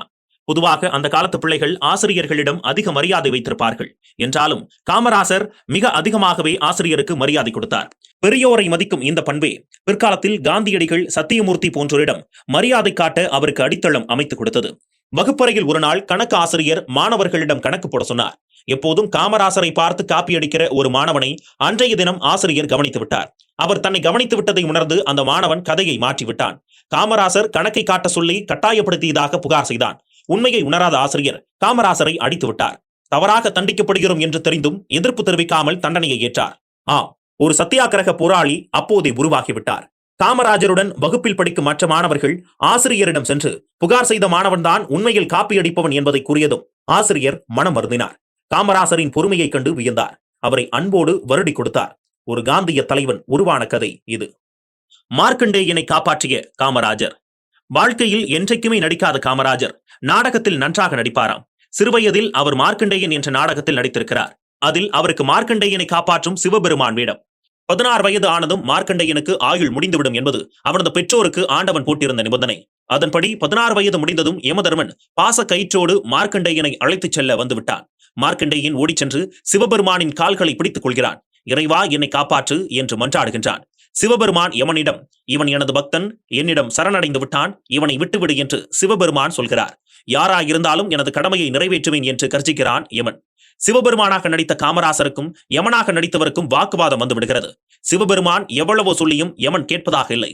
துன்பப்படுகிறவர்களை காப்பாற்ற வேண்டும் என்ற எண்ணத்தை இயல்பாக கொண்டிருந்த காமராசர் தான் போட்டிருந்த சிவபெருமான் வேடத்தை மறந்தார். அது நாடகம் என்பதையும் மறந்தார். இந்த பையனை ஒன்னும் செய்யாது என்று சொல்றேன், கேட்க மாட்டேங்கிறியே என்றபடி யமனாக நடித்தவரை மேடையிலேயே அடித்து நொறுக்கிவிட்டார். கூட்டம் இந்த காட்சியை கண்டு ஆரவாரம் செய்தது. கொடுமையை கண்டு கொதித்து எழும் காமராசரின் உணர்ச்சியை பாராட்டியது. அநீதியை தட்டி கேட்கும் இந்த பண்பு கடைசி வரைக்கும் காமராசரிடம் நிலைத்திருந்தது. அந்த உணர்வை வெள்ளையரை எதிர்த்து போராடவும் உதவியது. வியாபாரத்தில் நேர்மை. காமராஜர் தன் இளம் வயதில் துணிக்கடையில் வேலை செய்தார் என்பதை முன்னமே கேட்டும் அல்லவா? அப்போது நடைபெற்ற ஒரு சுவாரஸ்யமான சம்பவம் குறித்து இப்போது கேட்போம். ஒரு நாள் இரவு 8 மணி இருக்கும். நாட்டாமைக்காரர் ஜவுளி கடையில் காமராஜர் தனியாளாக இருந்தார். அப்போது அம்மணி அம்மாள் எனும் கீரை விற்கும் பெண் தன் மகள் தமயந்திக்கு பாவாடை தைக்க துணி வாங்கினார். பூ போட்ட சீட்டி துணியை அவர் வாங்கினார். 5 ரூபாய் நோட்டை கொடுத்து மீதி சில்லறை வாங்கிக் கொண்டு தெற்கிரத வீதி நோக்கி சென்றார். திடீரென பின்னால் யாரோ ஓடி வரும் சத்தம் கேட்டு திரும்பிய கீரை விற்கும் அம்மணி அம்மாள் காமராசரை பார்த்ததும், ஏன் தம்பி இப்படி ஓடி வந்த என்று கேட்டார். அதற்கு காமராசர், ஓர் அணாவை கடையில கீழேயே போட்டுட்டு வந்துட்டீங்க, அதை கொடுக்கத்தான் ஒடியாந்தேன் என்று கூறி ஓர் அணாவை நீட்டினார். அம்மணி அம்மாள் வியந்து மகிழ்ந்து, சங்கிலி கருப்புசாமி, எங்க ராசாவுக்கு நீ என்னைக்கும் துணை இருக்கணும் என்று கைகூப்பி வணங்கினார். மறுநாள் ஒரு கூடை நிறைய குடுக்காப்புளி பழம் கொண்டு வந்து காமராசர் வீட்டில் சேர்த்துவிட்ட அம்மணி அம்மாள் நடந்த விஷயத்தையும் காமராசரின் நேர்மையையும் எடுத்துச் சொன்னார். காமராஜரின் பாட்டியும் அன்னையும் பூரிப்பு கொண்டார்கள். சத்திய சங்கிலியும் காமராஜரும். ஒருமுறை மதம் பிடித்த யானையை காமராஜர் அடக்கிய சம்பவம் நடந்தது.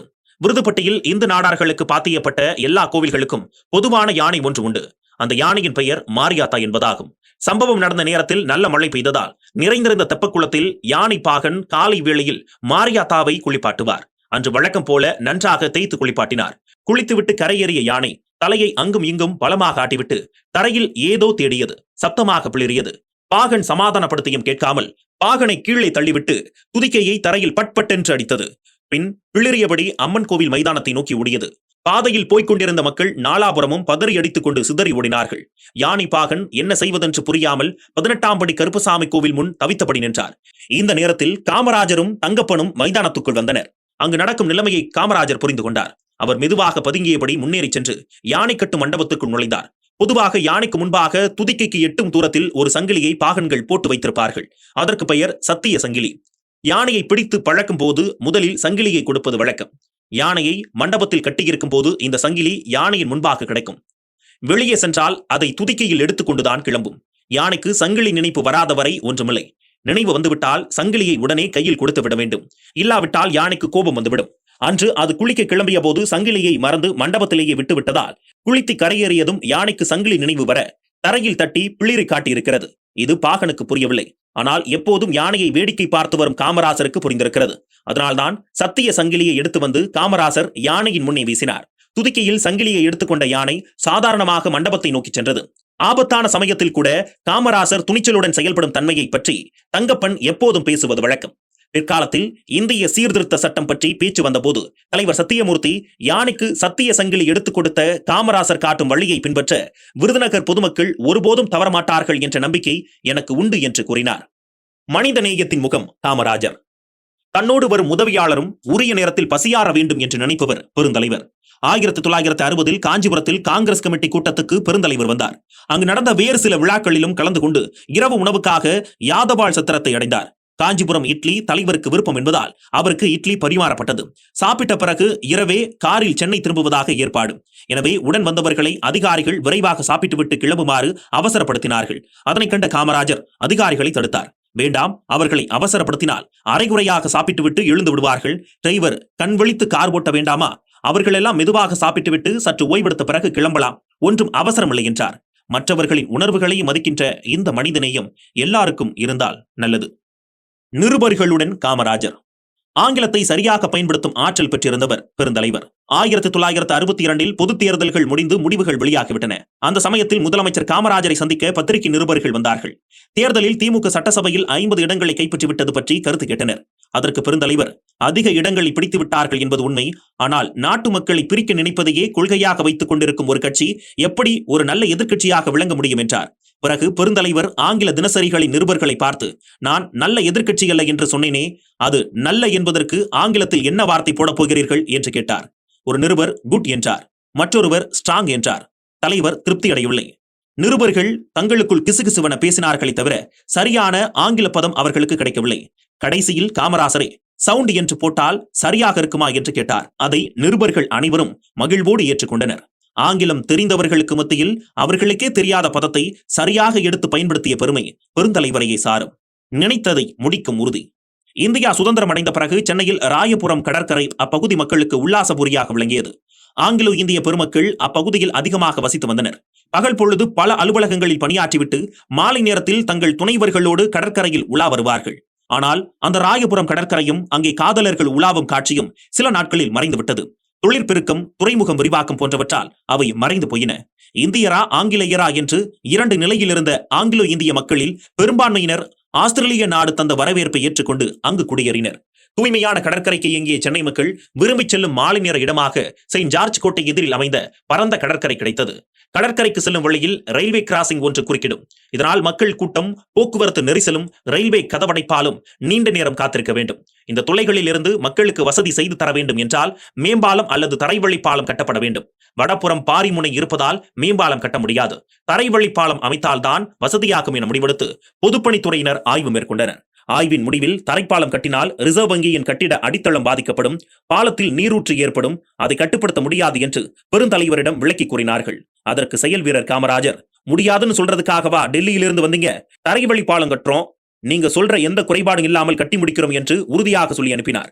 பிறகு சரியாக திட்டமிட்டு தொழில் வல்லுநர்களோடு கலந்து கட்டிட வல்லுநர்களை வரவழைத்தார். தரைவழி பாலம் அமைக்கும் பணியினை ஒப்படைத்தார். எழில்மிகு வசதியான பாலம் உருவானது. இன்றைய காமராஜர் சாலை தரைவழி பாலம் உருவான சூழல் இது. இப்படியாக பெருந்தலைவர் ஒரு செயலை தீர்மானித்து விட்டால் அதற்கு எந்த தடை வரினும் அதனை ஏற்காது செய்து முடிப்பார். சிபாரிசு தலைவருக்கு பிடிக்காத வார்த்தை. ஒருமுறை காமராஜர் தனது வீட்டின் முன்னரையில் அமர்ந்து வந்தவர்களோடு பேசிக் கொண்டிருந்தார். அப்போது யாரும் எதிர்பாராத நிலையில் 18 வயது நிரம்பிய அழகிய சிவந்த நிறமுடைய இளைஞர் ஒருவன் உரிமையோடு காமராஜரின் அருகில் வந்து நின்றான். அப்போது அவனை பார்த்த காமராஜர் அவனோடு உரையாடத் தொடங்கினார். என்னப்பா கனகவேல், என்ன விஷயம்? என்ன கையில காகிதம் என அவன் கையில் வைத்திருந்த காகிதத்தை கூர்ந்து பார்த்தவாறே கேட்டார். தாத்தா, MBBS-க்கு அப்ளிகேஷன் போட்டேன், இன்டர்வியூ நடந்துருச்சு. நீங்க ஒரு வார்த்தை சிஎம் கிட்ட சொன்னீங்கன்னா நிச்சயம் இடம் கிடைக்கும். லிஸ்ட் போடுறதுக்குள்ளே சொல்லுங்க தாத்தா, எங்க குடும்பத்திலே நான் ஒருத்தனாவது படிச்சு டாக்டர் ஆயிடுவேன் என்று அந்த இளைஞன் கெஞ்சினான். அந்த இளைஞன் பெருந்தலைவரின் ஒரே தங்கை திருமதி நாகம்மாளின் மகள் வழி பேரன். சரி, அப்ளிகேஷன்ல என் பெயரை எதுக்கு எழுதின என்று கேட்டார் காமராஜர். இல்லை தாத்தா, என் மெட்ராஸ் அட்ரஸ் கேட்டிருந்தாங்க. எனக்கு உங்களை தவிர இங்க யாரையும் தெரியாதே. இன்டர்வியூலையும் கேட்டிருந்தாங்க. நான் எங்க தாத்தான்னு சொன்னேன் என்றான் பேரன். உடனே காமராஜர், கனகவேலு, இந்த டாக்டர் படிப்பு, இன்ஜினியர் படிப்புக்கெல்லாம் அரசாங்கம் ஒரு கமிட்டி போட்டிருக்கும். அவங்க தேர்ந்தெடுக்கிறவங்களுக்கு தான் இடம் கிடைக்கும். அதனால சிபாரிசு பண்றது சரியில்லை. நீ நல்லா பதில் சொல்லி இருந்தீனா உனக்கு கிடைக்கும். கிடைக்கலனா பேசாம கோயம்புத்தூர்ல BSc அக்ரிகல்ச்சர் பாடம் எடுத்துப்படி, அதுக்கு நல்ல எதிர்காலம் இருக்கும். என்னால சிபாரிசு பண்ண முடியாது என்று சொல்லி அவன் தந்த தாளையும் அவனிடம் கொடுத்து அனுப்பிவிட்டார். அந்த வருடம் அவனுக்கு மருத்துவர் படிப்புக்கு அனுமதி கிடைக்கவில்லை. நாம் போட்ட சட்டங்களை நாமே மீறுவது என்பது தலைவருக்கு ஏற்க முடியாத செயல் என்பதோடு மற்றவர்கள் அவர் உறவு முறையை சொல்லி பயன்பெற வந்தாலும் பொது வாழ்வில் அவர் இந்த ஆசாபாசங்களுக்கு அப்பாற்பட்டவராக இருந்தார். குறிப்பாக சிபாரிசுகளை அவர் முழுமையாக வெறுத்தார். அளந்து கொடுத்த காமராஜர் தனது தாயாரின் பராமரிப்புக்கு கூட அளவாகத்தான் பணம் கொடுத்தார். காமராஜர் தன் தாயின் செலவுக்கு மாதம் 120 ரூபாய் கொடுக்க ஏற்பாடு செய்திருந்தார். ஆனால் முதல்வர் ஆன பிறகு அவர் தாயாருக்கு செலவுக்கு கொடுத்த பணம் போதவில்லை. அதன் காரணமும் உருக வைக்கக்கூடியதுதான். காமராஜர் முதல்வராக இருப்பதால் என்னை பார்க்க யார் யாரெல்லாமோ வருகிறார்கள், அப்படி வருபவர்களுக்கு காஃபி, சோடா, கலர் கூட கொடுக்காமல் எப்படி அனுப்புவது? எனவே ஐயாவிடம் சொல்லி மாதம் 150 ரூபாய் கிடைக்க ஏற்பாடு செய்தால் நலமாக இருக்கும் என்று கூறி உறவினர் ஒருவரை காமராஜரிடம் அனுப்பினார் அவரது தாயார். இந்த விஷயம் உறவினர் மூலமாக காமராஜரிடம் சொல்லப்பட்டது. ஆனால் அவர் அதை ஏற்றுக்கொள்ளவில்லை. யார் யாரோ வருவார்கள், உண்மைதான். அவர்கள் சோடா, கலர் கேட்கிறார்களா? அவர்களுக்கு ஒன்றும் கொடுக்க வேண்டாம். தவிர கையில் கொஞ்சம் ரூபாய் கூட சேர்ந்தால் அம்மா எங்காவது கோவில் குளம் என்று போய்விடுவார்கள். வயதான காலத்தில் வெளியூர் போவது நல்லதில்ல. எனவே இப்போது கொடுத்து வரும் 120 ரூபாயை போதும் என்று சொல்லிவிட்டார். அதே போலவே பெருந்தலைவரின் தங்கை மகன் ஜவஹருக்கு திருமண ஏற்பாடு நடந்தது. எனவே வீட்டில் உடனடியாக ஒரு கழிப்பறை கட்ட வேண்டும். அதற்கு தோதாக வீட்டை ஒட்டிய ஒரு இடம் விலைக்கு வந்தது. அதன் விலை 3000 ரூபாய். இதை ஐயாவிடம் சொல்லி ஏற்பாடு செய்ய வேண்டும் என்று தலைவரின் தாயார் விரும்பினார். ஒரு முதலமைச்சரின் வீட்டில் இந்த வசதி கூட இல்லாவிட்டால் எப்படி? இந்த செய்தி தலைவரிடம் கூறப்பட்டது. அதற்கு காமராஜர், கழிப்பறைக்கு நான் இடம் வாங்கினால் கூட ஊரில் உள்ளவன் நான் பங்களா வாங்கிவிட்டதாக பத்திரிகைகளில் எழுதுவார்கள். எனவே அதெல்லாம் வேண்டாம் என்று மறுத்துவிட்டார். மீண்டும் மீண்டும் வற்புறுத்திய பிறகே அவரின் அனுமதி கிடைத்து தாயாரின் விருப்பப்படி அந்த இடமும் வாங்கப்பட்டது. காமராஜரை பற்றிய இந்த சுவாரஸ்யமான சம்பவங்கள் உங்கள் இதயத்தை கவர்ந்திருக்கும் என்று நம்புகிறேன். காமராஜரின் இறுதி காலம் குறித்து அடுத்த அத்தியாயத்தில் கேட்கலாம். காமராஜரின் இறுதி கட்டமும் அவரது நினைவு இல்லமும். கடைசி காலத்தில் பெருந்தலைவர் காமராஜருக்கு உடல் நோய் வந்தது. அதைவிட மனநோய் வருத்தியது. எல்லாவற்றையும் தனது தைரியத்தால் தாங்கிக் கொண்டார். நோய் நொடியில்லாமல் என்றும் ஆரோக்கியமாகவே வாழ்ந்து வந்த காமராஜர் 1975ஆம் ஆண்டு அக்டோபர் மாதம் 1 தேதி நண்பர்களுடன் நள்ளிரவு வரை நாட்டின் நிலைமையை பற்றி பேசிக் கொண்டிருந்தார். அதன் பிறகு படுத்து தூங்கச் சென்றார். சிறிது நேரம் தூங்கினார். கொஞ்ச நேரம் கழித்து தன் உதவியாளரை அழைத்து, என்னவோ பண்ணுவதாக தோன்றுகிறது, டாக்டருக்கு டெலிபோன் பண்ணு என்று கூறினார். டெலிபோன் செய்வதற்கு உதவியாளர் போகும்போது விளக்கை அணை என்று கூறிவிட்டு திரும்பி படுத்துக் கொண்டார். காமராஜர் கடைசியாக சொன்னது விளக்கை அணை என்பதையாகும். இதன் பொருள் என்ன என்று காமராஜருக்கு தெரிந்திருந்தது. ஆனால் உதவியாளர் வைரவனுக்கு இந்த விளக்கை அணை என்பதன் உட்பொருள் இன்னதென்று தெரியவில்லை. அவர் விளக்கை அணைத்துவிட்டு டாக்டருக்கு டெலிபோன் செய்ய ஓடினார். ஒரு டாக்டரும் அவசரத்துக்கு கிடைக்கவில்லை என்றதால் அடுத்த டாக்டருக்கு டெலிபோன் செய்தார். மரணம் என்றால் சட்டுப்புட்டென்று உயிர் போய்விட வேண்டும். நோயாலோ வேறு எதனாலோ இழுத்து பறித்துக் கொண்டு இருக்கக்கூடாது என்று காமராஜர் யாராவது மரண படுக்கையில் கிடப்பவர்களை பார்க்க நேர்ந்தால் கூறுவதுண்டு. காமராஜர் விரும்பியபடியே விளக்கு அணைக்கப்பட்டது. படுக்கையறை விளக்கு மட்டுமல்ல, அந்த தியாக சீலருடைய உயிர் விளக்கம்தான். ஆம், வேதனைப்படாமல் அவர் தனது உயிரை விட்டார். 1975ஆம் ஆண்டு அக்டோபர் மாதம் 2ஆம் தேதி காந்தி ஜெயந்தி அன்று காந்தியின் சீடரான காமராஜர் அதிகாலை 3:20 மணிக்கு இயற்கை எய்தினார். அவரது மரண செய்தி தமிழகம் எங்கும் பரவியது. நாடே கண்ணீர் கடலில் மூழ்கியது. தமிழ்நாடு மட்டுமல்ல, அகில இந்தியாவிலும் காமராஜர் இயற்கை அடைந்த செய்தி கேட்டு மக்கள் பெருந்துயரம் அடைந்தார்கள். சென்னை தியாகராய நகர் திருமலைப்பிள்ளை சாலை 8ஆம் எண் வீடு நோக்கி நாடெங்கிலும் இருந்து மக்கள் கூட்டம் கூட்டமாக வந்து குவிந்தார்கள். காவல்துறையினர் கூட்டத்தை கட்டுப்படுத்த பெரும்பாடுபட்டார்கள். காமராஜரோடு கருத்து வேறுபாடு கொண்டிருந்தாலும் தன்னை பிரதமராக்கிய பெருந்தலைவர் காலமான செய்தி அறிந்தார் பிரதமர் இந்திரா காந்தி. உடனடியாக விமானம் ஏறி சென்னைக்கு பறந்தோடி வந்தார். அவரது அமைச்சரவையில் இடம்பெற்றிருந்த சி. சுப்பிரமணியமும் டெல்லியிலிருந்து புறப்பட்டு சென்னை வந்தார். காமராஜரது பூத உடல் அவரது வீட்டில் இருந்ததால் அஞ்சலி செலுத்த வரும் பெருங்கூட்டத்தை சமாளிக்க முடியவில்லை. எனவே இறுதி தரிசனத்துக்காகவும் மரியாதை செலுத்தவும் அவரது உடல் சென்னை ராஜாஜி மண்டபத்தில் வைக்கப்பட்டது. பிரதமரும் மத்திய மாநில அமைச்சர்களும் எல்லா கட்சி தலைவர்களும் ஆயிரக்கணக்கான தொண்டர்களும் லட்சக்கணக்கான பொதுமக்களும் பெருந்தலைவர் காமராஜரது உடலுக்கு அஞ்சலி செலுத்தினார்கள். டாக்டர் கலைஞர் கருணாநிதி தான் அப்போது தமிழக முதலமைச்சராக இருந்தார். பெருந்தலைவர் காமராஜரிடம் அவருக்கு எப்போதும் மதிப்பும் மரியாதையும் உண்டு. எதிர்க்கட்சிக்காரர் தானே காமராஜர் என்று அலட்சியமாக இருக்காமல் இறுதிச் சடங்குகளுக்கு ஏற்பாடுகள் செய்தார். சென்னை கிண்டி கவர்னர் மாளிகையினை ஒட்டி காந்தி நினைவாலயம் அமைக்கப்பட்டிருந்தது. காந்திஜியின் பக்தரான காமராஜரின் உடல் காந்தி நினைவாலயத்தின் பக்கத்திலேயே தகனம் செய்யப்பட்டது. பின்னர் நினைவாலயமும் எழுப்பப்பட்டது. சென்னை ராஜாஜி மண்டபத்திலிருந்து அரசு மரியாதையுடன் காமராஜர் உடல் கிண்டிக்கு ஊர்வலமாக எடுத்துச் செல்லப்பட்டது. ஆயிரக்கணக்கான மக்கள் அழுது கண்ணீர் வடித்து ஊர்வலத்தில் சென்றார்கள். அந்த கள்ளமில்லா கர்ம வீரரின் கடைசி ஊர்வலத்தில் மக்களுடன் சேர்ந்து வானமும் கண்ணீர் விட்டு காமராஜருக்கு அஞ்சலி செலுத்தியது. ஊர்வலம் கிண்டி காந்திஜி நினைவாலயம் அருகில் சென்றடைந்தது. பூரண அரசு மரியாதையுடன் காமராஜரின் உடல் எரியூட்டப்பட்டது. திட்டமிட்டபடி காமராஜருக்கு நினைவாலயமும் கட்டப்பட்டது. காமராஜர் வாழ்ந்திருந்த சென்னை தீநகர் திருமலைப்பிள்ளை சாலை 8ஆம் எண் வீடும் பிற்காலத்தில் அரசுடைமையாக்கப்பட்டு காமராஜர் நினைவு இல்லமானது. காமராஜரது கதர் உடைகள், மூக்கு கண்ணாடி, கால் செருப்புகள், அவர் படித்த நூல்கள் எல்லாம் அவரது நினைவு இல்லத்தில் காட்சி பொருட்களாக வைக்கப்பட்டுள்ளன. காமராஜர் பயன்படுத்திய கார் தேனாம்பேட்டை காங்கிரஸ் மைதானத்தில் காட்சிக்கு வைக்கப்பட்டுள்ளது. இன்றும் உள்ளூர் மற்றும் வெளியூர்காரர்கள், சுற்றுலாவுக்காக சென்னை வரும் வெளி மாநில மற்றும் வெளிநாட்டுக்காரர்கள் காமராஜர் நினைவாலயத்துக்கு சென்று பார்வையிட்டு சென்று கொண்டிருக்கிறார்கள். சுமார் 72 ஆண்டு காலம் காமராஜர் இந்த மண்ணிலே வாழ்ந்தார். தனது பெரும்பாலான வயதை அவர் விடுதலை போராட்டத்திலும் சத்தியாகிரகம் மற்றும் வெள்ளையனை வெளியேறு என்ற பற்பல போராட்டங்களிலும் செலுத்தியதால் சிறைச்சாலைகளில் கழித்தார்.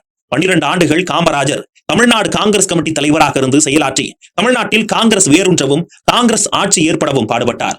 9 ஆண்டுகளுக்கு மேல் காமராஜர் தமிழ்நாட்டின் முதலமைச்சராக இருந்து கல்விக்கும் விவசாயத்துக்கும் தொழில்களுக்கும் முக்கியத்துவம் கொடுத்து நாட்டை முன்னேற்றினார். சுமார் 2.5 ஆண்டுகள் அகில இந்திய காங்கிரஸ் கமிட்டியின் தலைவராக இருந்து இந்தியாவில் உள்ள எல்லா மாநிலங்களுக்கும் சுற்றுப்பயணம் செய்து காங்கிரஸ் கட்சிக்காக பெரும் பாடுபட்டார். கிங் மேக்கர் என்று எல்லோரும் கூறும்படி பிரதமர்களை தான் நினைத்த வண்ணமே தேர்ந்தெடுத்து ஆட்சி செய்ய வைத்தார்.